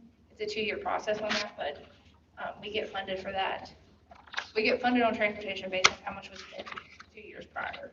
So they changed the funding on that. So that's probably just things getting coded differently that we can get funded for in the future. And then for the future of our finance, we need to remember that, this is the last year for COVID funding. So with that is going to come a lot of hard choices, position cuts. We're going to have to move some positions back to county funded positions that are now we're using COVID, or we're going to have to look at removing those positions. The good thing is, for the high school jumping branch and the Hinton area special ed, we will still have those CSI funds for a few more years. That will help some of the ones that we need to budget based on what the State Department recommends for us using them, because they have the areas that have the CSI need. All federal funding decreased, all of the titles decreased. So some of the stuff that we had to pay for out of titles prior to COVID, the funding might not be there now. In FY24, the Pocket Gym should be on this one, so that should be an asset on the books next year. And the Summers County High School should be complete or nearly complete, so that will become an asset on the books as well. Currently, our student count was 1,222. So our county funding is always based on 1,400. But federal funding is not based on the 1,400. It's based on your actual number. So as our numbers decrease, state and federal funding that's not linked to the state aid formula is based on that number. So it will continue going down as our numbers continue going down. So we just need to keep that in mind. While the state aid formula is always based on 1,400, not everything we get funded on is. So that's why some of the numbers keep decreasing, and we can, I mean, hopefully they'll increase if we get some more students, but the trend is going down. So we just need to keep that in mind as we're budgeting for the future. That's all I have. Is there any questions? You mentioned about things that we're funding currently with COVID money. Do you have a ballpark number? I was having trouble keeping up before you were in this book. It might be in here, but do you have a general idea of what we're paying for out of COVID funding that we'll have to pick up the tab on next year? I don't have a number off the top of my head. I know we are funding several positions with COVID that we're going to have to look at not keeping or moving to a different funding. I don't know the number of that off the top of my head. I can get that for you. We'll end up losing those, because I'll give you an example, like, we had split classrooms before COVID. Well, we've done away with split, so we could have a teacher working with those kids, because the academic loss is what that COVID money's for. So right there, we'd have to riff a position to go back to the traditional way of splitting classes. That's not the best method, but we don't have excess money to support that. So we would draw ourselves down in the negative real quick by keeping all the personnel. So that's just an example to help out with that. Yeah, that is a very good example, because I know Talkett's the one I looked at the most recent, so that's the one I remember. I know at Talkett, we are paying 2 actual classroom teachers out of COVID to avoid split classrooms. Now, that could change a little bit from year to year, because it depends on the amount of students in each class and what grade level they're in. And the attrition rate's the other. Yeah. So we might, if someone retires and it works out, then they would get a position. So we'll know a lot more next time this year with the transfer season, but all counties and all states are going to go through this. It's probably going to affect, I mean, by state code, we have to have X amount of teachers for X amount of students. So those have to be there. By state code, we also have to have X amount of aid and support service. But right now, I mean, we are over on the service staff at every school. And I'm not saying they're not needed, they're definitely needed, but we'll just have to look at it when it comes down to the end of the year, what we can afford versus need for, all service positions, all staff positions. Support services are the ones that are unfortunately more relaxed on the funding formula. So that's probably the most flexible ones, but at the same point, we're also required to provide support services. So it's going to be basically based on the need at the end of the year for the following year, is what positions are required and which ones aren't. And is one of the resource officers COVID funded? Yes, one whole resource officer is COVID funded. The second one is half paid by a grant and half paid by the county. The grant expires in 24, so we'll have to redo that grant. So right now, the county's only paying for half of a resource officer. So we'll either have to, hopefully we get the grant again, so we can at least pay for half of it, or we'll have to pay for the whole one out of county. This is things we've known was coming for 3 years, but that doesn't make it any. Don't make it any easier. No. You're right. Deadline's coming quick. No, but I can't present financials without mentioning that stuff, because it's gonna change a lot. Yeah, it's gonna make a big change. Sometimes the job's not all fun. No, not. Thank you. Yep, thank you very much. Oh, and I just need you to sign that and Mr. Wolf.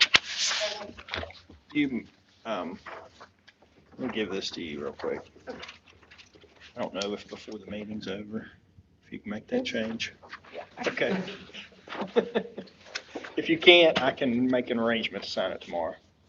Let's just do that, and then that way Okay. we can get Denise to notarize it. Okay, sounds good. All right, do we need to make a motion to approve the financial statement? Okay. I'll make a motion. So we have a motion by Mr. McBride, seconded by Mrs. Farley. I'm writing Mr. McBride when I said that, so. Seconded by Mrs. Farley to approve the FY 2023 financial statement. Any further discussion? All in favor, please say aye. Aye. Opposed, abstaining, let the minutes reflect by a 5-0 vote that the FY 2023 financial statement has been approved. Item E, discussion and possible action to approve MOU with SREB. This is principal coaching for David Pack. Total cost of $17,600. Funding source is CSI grant.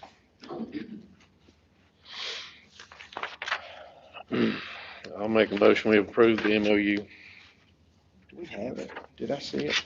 It's behind the Rhonda. Okay. Stockton. That's probably why I didn't see it.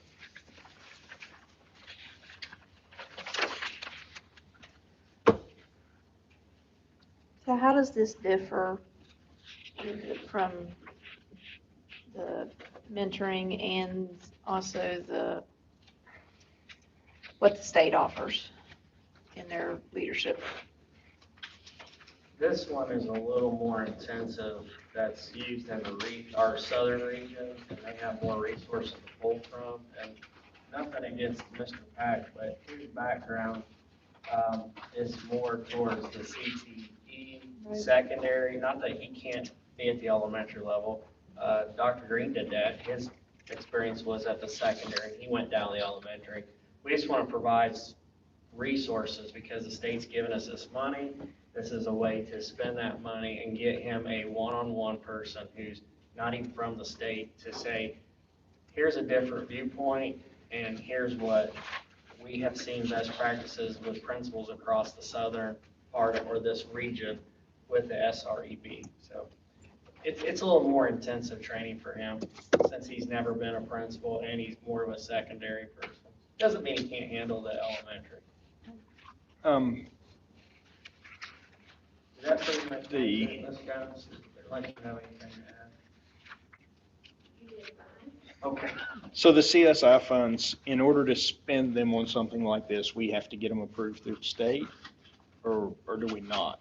Well, you approve it, and then the state, through our GPS that we put in there, we've already allotted in there for them to say, yes, we are fine with you spending resources like that. Okay. Well, and my next follow-up question was going to be, if we did need the state to approve this and they didn't, where would that funding come from? But Well, I don't know that we could spend this kind of money, Yeah. is what I'm saying. Since the resource is there, Okay. I'm saying we can do it this way. If we don't have it, then I would say we just have to make do, Yeah. honestly. Yes, ma'am. The State Department, the CSI coordinators that are working with our county, Mhm. both of them did recommend this. Okay. As one of the options. Okay, good. That's what I was hoping to hear, that they, this was something they would. Okay, very good. Now, is there a amount of time that they will allocate to him? How does this work with them? I don't know, since it was brought to your attention, if you want to say. I spoke with SREB last week with Mr. Pack virtually, and we decided that this person, I can't remember his name, but he is a previous elementary principal, so he has that experience. He'll be coming to see Mr. Pack every month. Okay. And then there also will be virtual visits, emails, phone calls, so lots of contact. Okay, very good. Thank you. I'll second Kenny's motion to approve. Oh, sorry, Mr. Bergen. Okay, so we have a motion by Mr. Brogan, seconded by Mrs. Harvey, to approve the principal coaching for David Pack. Any further discussion? All in favor, please say aye. Aye. Opposed, abstaining. The minutes reflect by a 5-0 vote that the principal coaching for David Pack has been approved. We did ask for this to be put on discussion or possible action regarding approval of a T-shirt fundraiser for Marshall the dog. I don't have any information on this if you want to.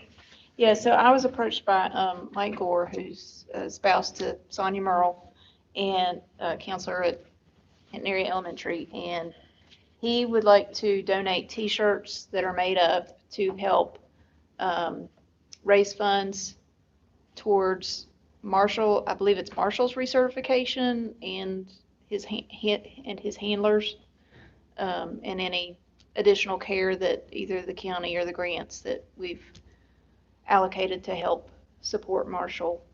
And so,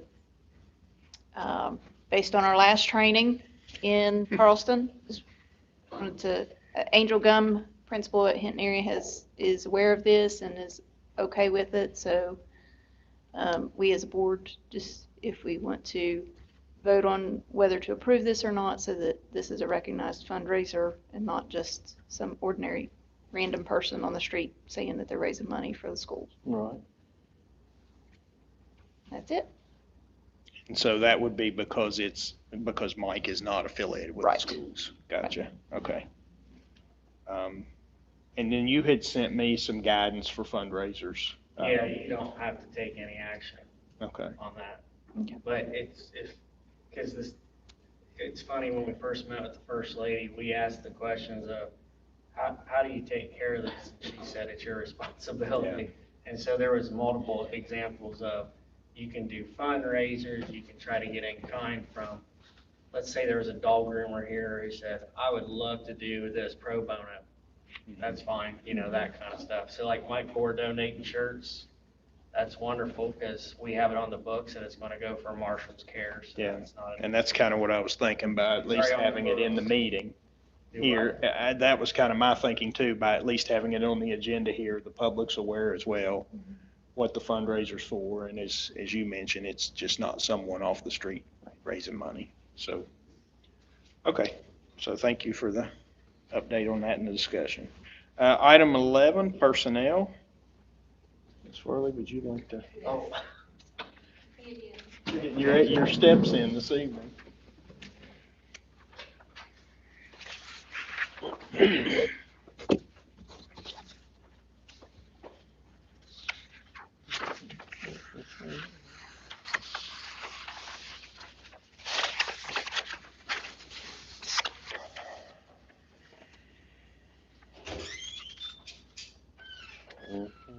All right, the first item we're going to address is the employment for service extra duty. This is the bus operators for Bridge Day, which we talked about several meetings ago.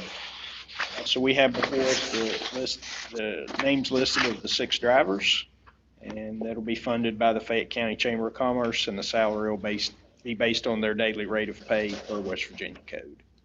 Make a motion that we approve the listed bus operators for the extra duty. Second. We have a motion by Mrs. Harvey, seconded by Mr. McBride, that we approve the bus operators for extra duty. Any discussion?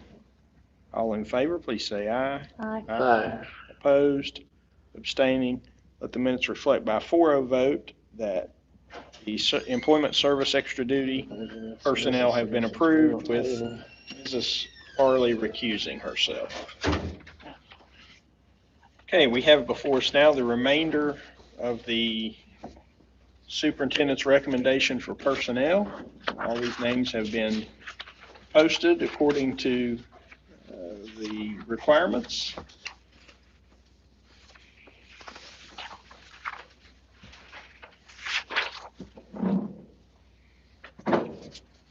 I'll make a motion that we approve the superintendent's recommendation for personnel. Second. Motion by myself, seconded by Mrs. Harvey, that we approve the remaining personnel recommended by the superintendent. All in favor, please say aye. Aye. Aye. Opposed, abstaining. Minutes reflect 5-0 vote that the remaining personnel have been approved for hire.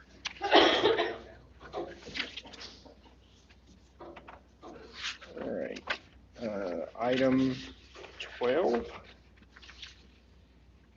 Got all kinds of stuff here going. Item 12, we have the superintendent's report. What Ms. Farley started handing down to you all is, this is through the Southern Education Service Cooperative. I know Mr. Angel and I, during the board meeting, say, you know, if we use them, we'll get a return on investment, right? Well, yes, now, I can say that 100%. It was voted on at the last meeting we had. It was a unanimous vote. Basically, the details are on this page, and it's front and back. But basically, if we as a consortium, the 12 counties, make a certain amount of money and it goes over that, then in this agreement that was voted upon, we will get some money back to us for using services with ESC, because basically they want to give back for using them as an entity. So when we use them, just think of it as it just kind of has a running total for Summers County and the other 11 counties.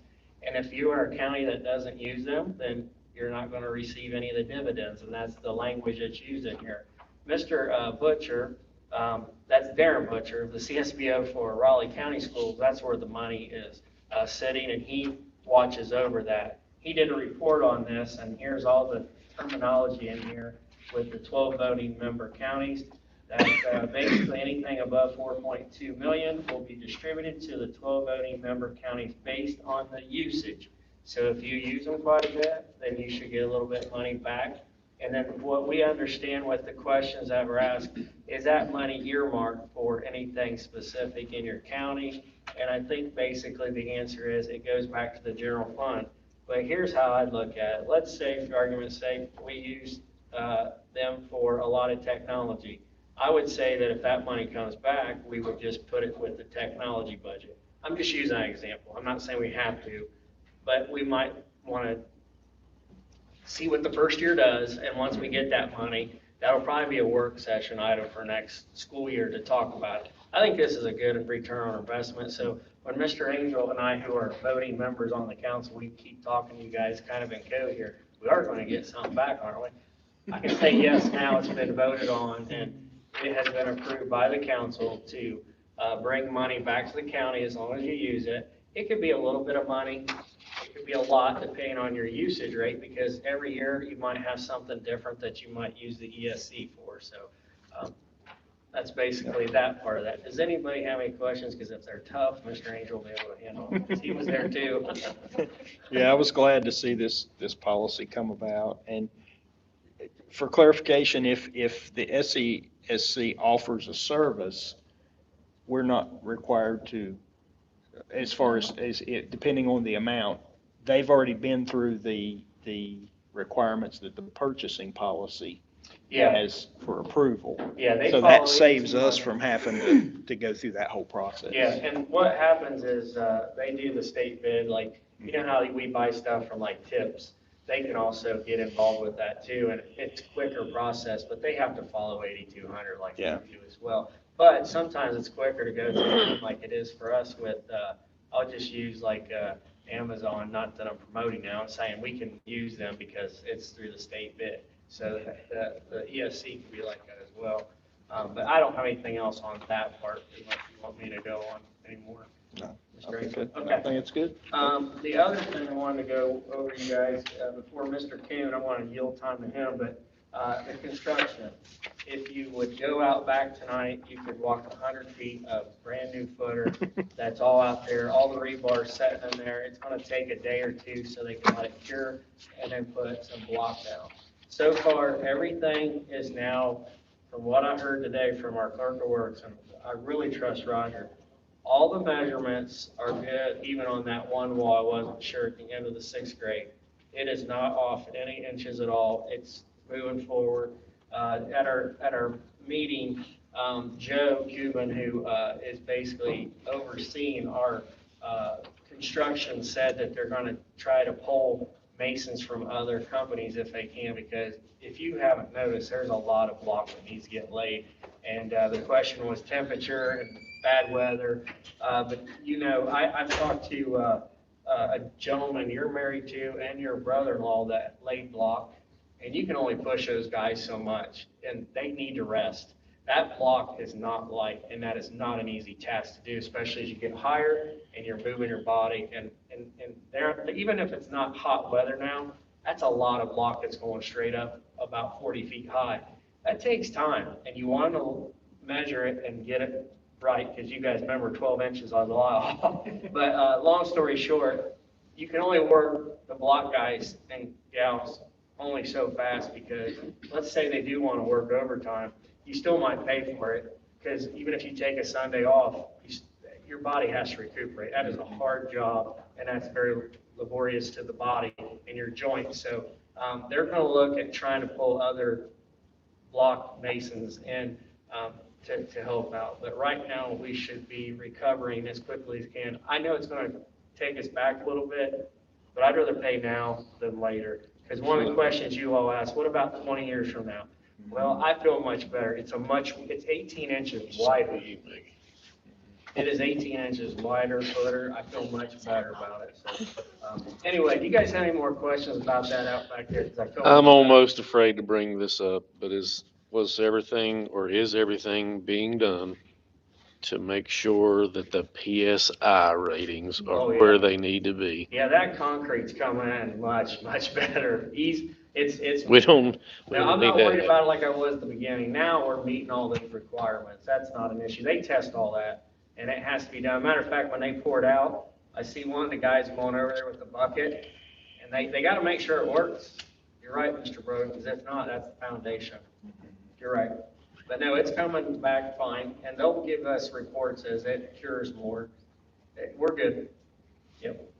And if you don't have anything else, I know you had last board meeting, one of you asked the question and wanted Mr. Kuhn to give a report on, you should have this paper on vacancies for our certified list. And when he's done, I don't have anything else to add to my report. I want to keep it pretty simple tonight.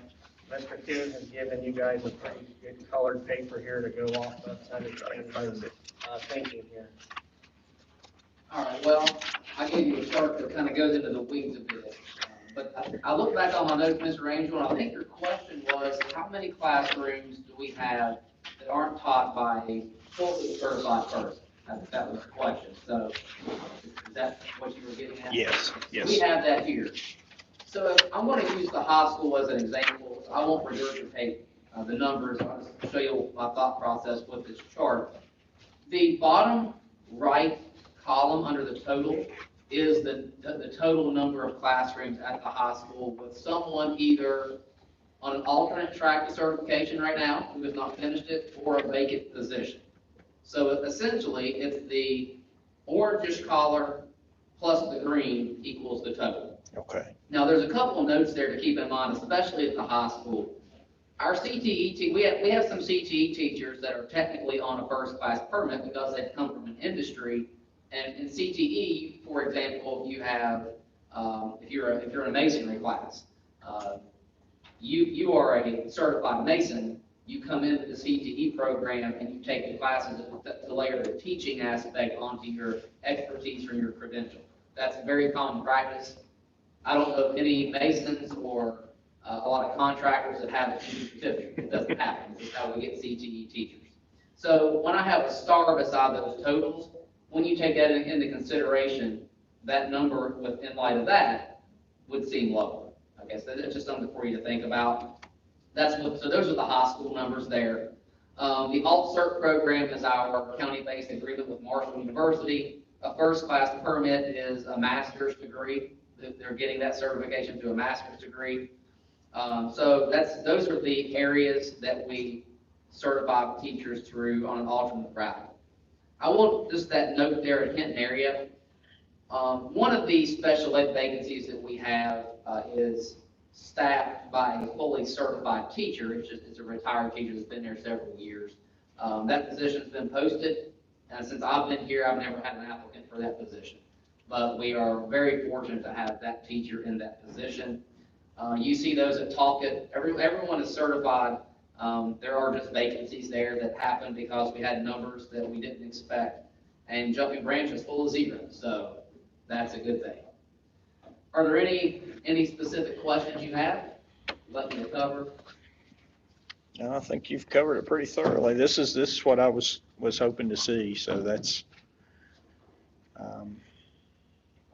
with the alt certification, once they get that certification, these numbers are going to continue to go down. Yes. Yes, I mean, and hopefully we can bring more in with, to lower that vacancy number. Mhm. And it's also important to remember, I didn't put this on there, just you may want to make a note of this, that in the eyes of the State Department, the state code, anyone who is on a pathway, whether it's through the alt cert or first class permit, who is in progress and making sufficient progress, is appropriately licensed. They're just not finished with it yet. Gotcha. So, Okay. we don't get knocked as far as, that's not something that's counted against us. That's Right. counted in our favor. Okay. As long as they maintain that adequate progress. Very good. Thank you, sir. That's all I have, Mr. President. All right, item 13, point of privilege. Ms. Harvey, we'll start with you. Well, I guess, since it's homecoming week last week and this week for the middle school, it was really great to see the outpouring, not just of the support, and it was great to hear the ladies talking about the increased participation from the students, but also to see the participation from the community, to see each elementary school had participation in the parade and had floats and students participating.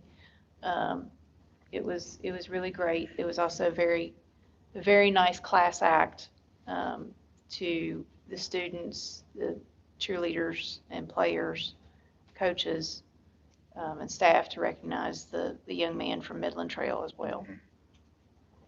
Yes. Mr. Brogan? I don't think anybody will step on my toes tonight. I'll go last. All right. Mrs. Farley? 2 weekends ago, a few of us board members had the privilege of being able to attend the WVSBA Fall Conference in Charleston.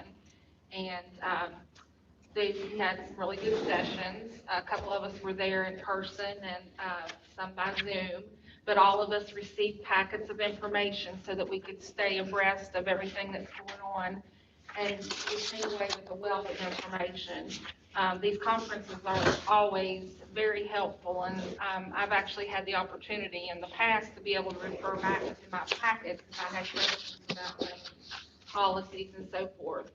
I really, Mr. Warble was there with us, and it's really good to be able to spend time also with other board members from other counties.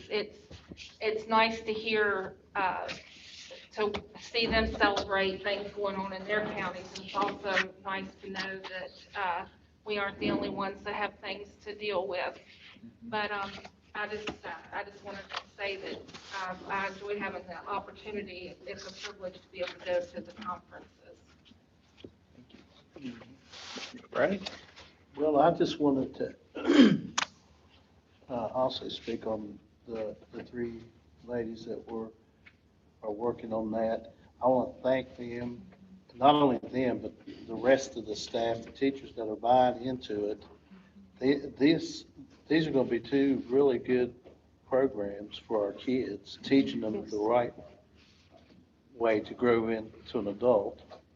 And I want to thank them and the rest of the staff for taking the extra time. They don't have to do this. And, I want that to get out. People, you hear a lot of negative in our county. We have a lot of great things going on in this county too. And we have a lot of great teachers that are going above and beyond. And not only the teachers, service personnel as well.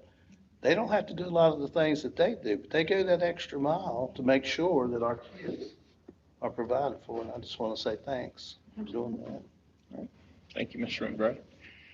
So Mr. Warville got part of mine because I was going to talk about SESC, but no, that's fine. No, I'm glad you did because unfortunately I was not able to attend that meeting because I was on that field trip, but I did speak with Mr. Butcher or we communicated through email. The other butcher? Jason, yes.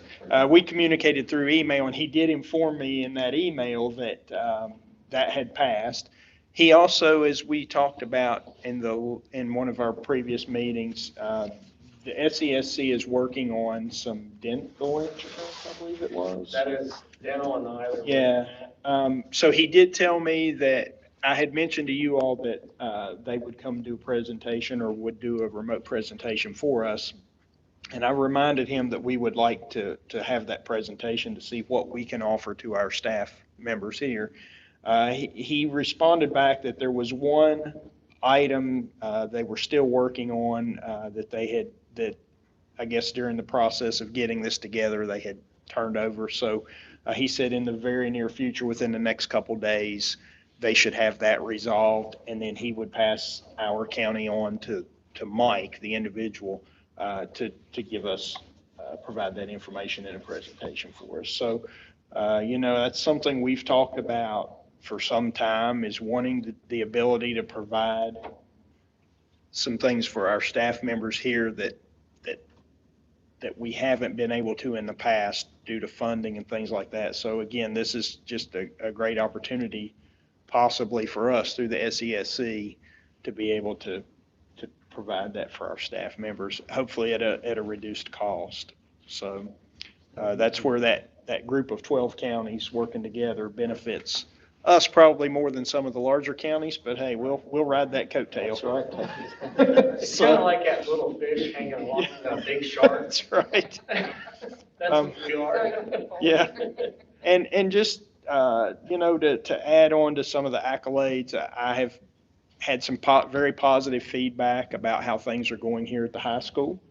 And that's been great to hear. And I've had some very positive feedback about all the schools in this particular school year. Just seems a little different. That's what I hear, and not different in a bad way, but different in a good way.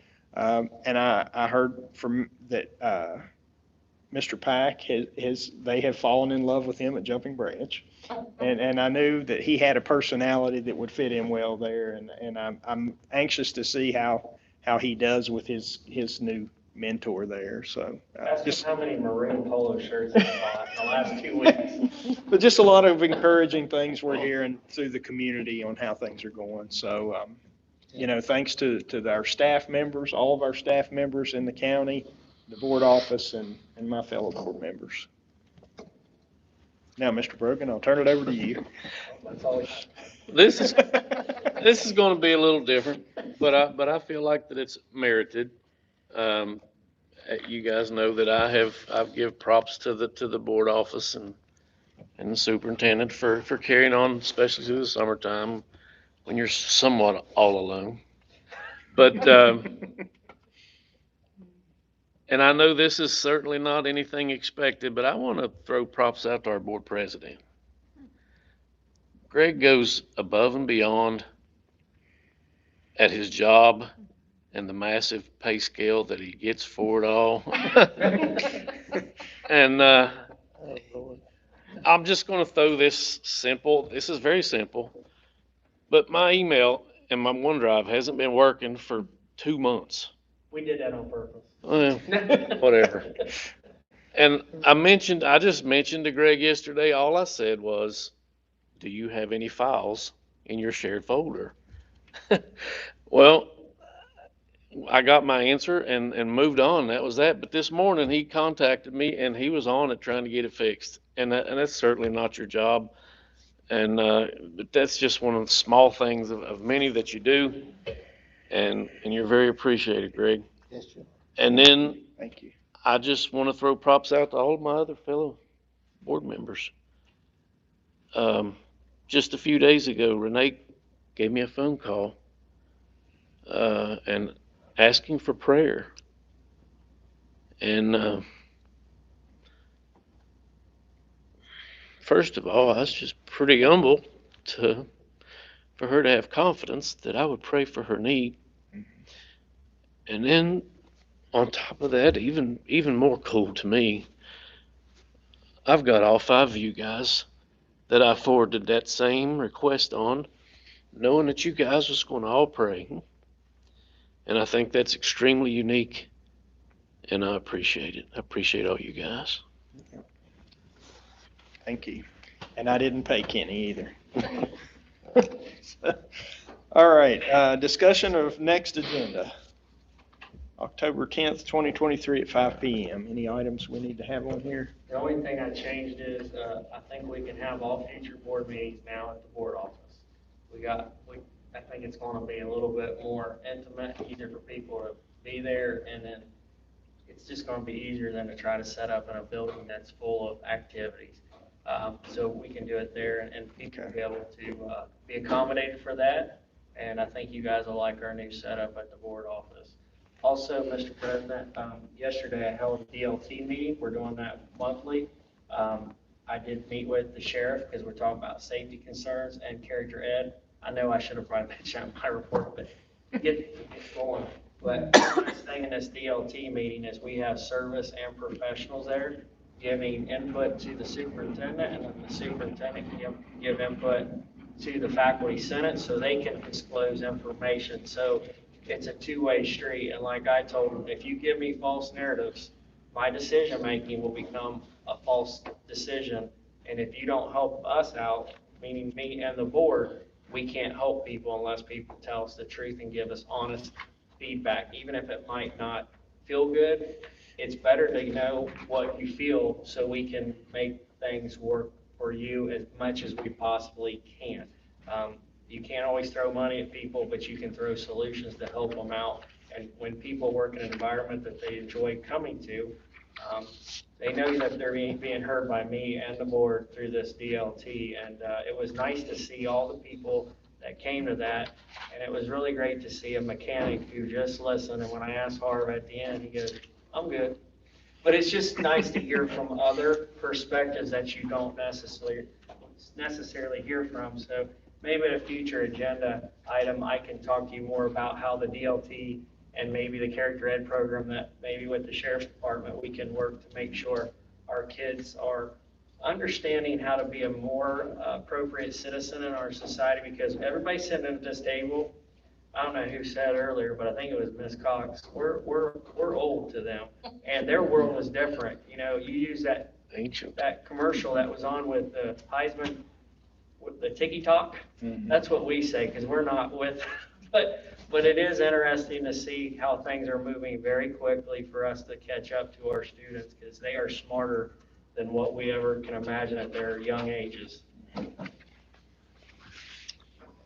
I don't know if you have anything you guys want to talk about specifically, other than one other item. After you guys meet, it won't take long, but we need to have a special meeting next week for a disciplinary hearing. I'm meeting with the student guardian this Friday in my board office to let them know that we were going to have a special hearing for them for a discipline hearing for an expulsion hearing that we need to go through. Those are some things that are not a may, but this is a shall, guys, and I can't go into details because we need to have the appropriate hearing, but I didn't know if you guys could, it doesn't have to be in the evening, but if you can't do it in the morning or do it throughout the day, that's fine as well, but I just wanted to see a date that could work next week. I know it's kind of last minute, but stuff comes up with discipline sometimes and you have to move. The 2nd or the 5th works for me. What time? I'm tied up in the morning on the 2nd. See. I possibly can change that. My father-in-law has a doctor's appointment, but I might be able to change that. Just to let you know, the 3rd, we do have a price meeting at 5 o'clock, so you couldn't do it at that time. Megan, what's your calendar look like? I'm pretty flexible. So we're looking at either the afternoon of the 2nd or any time on, what'd you say, Greg, the 5th? The 2nd or the 5th, I'm available. The 5th, let's do that in case the parent, you know, since I'm talking to them on Friday, that might be a quick turnaround. I'm just trying to work with them. What time on the 5th? Whatever time you all say works. I'd almost have to do it after 4:30, 'Cause those Thursdays are pretty hectic for me work-wise. So would you want me to just tell them it's gonna be after 4:30 and We I'll could- get them a, Just 5 o'clock work for you, Paul? I'm out. You're out? that's as long as we have a majority. I can be there the 5th at 5, Joey. Is it at the board office? Yeah. I can be there. Do you want to do the 2nd? You're out that way Gone too. beach all Okay, week. all right, let's just do the 5th at 5 then, if that works for Is that good with you, Jay? you all. Okay. Megan, is that okay with you? Okay. It'll just be that one item, Madam President. Okay. So we're gonna do, October 5th, actually. Of course, depending on what happens with the government, I may be available all next week. Well, that's a good. Um, Well, I have till Friday, I think, we're meeting in the morning, so I have till, if you want to change it by. All right. Mr. McBride, item 15, adjourned. All right, make a motion, we adjourn, the time is 7:16. All right, thank you.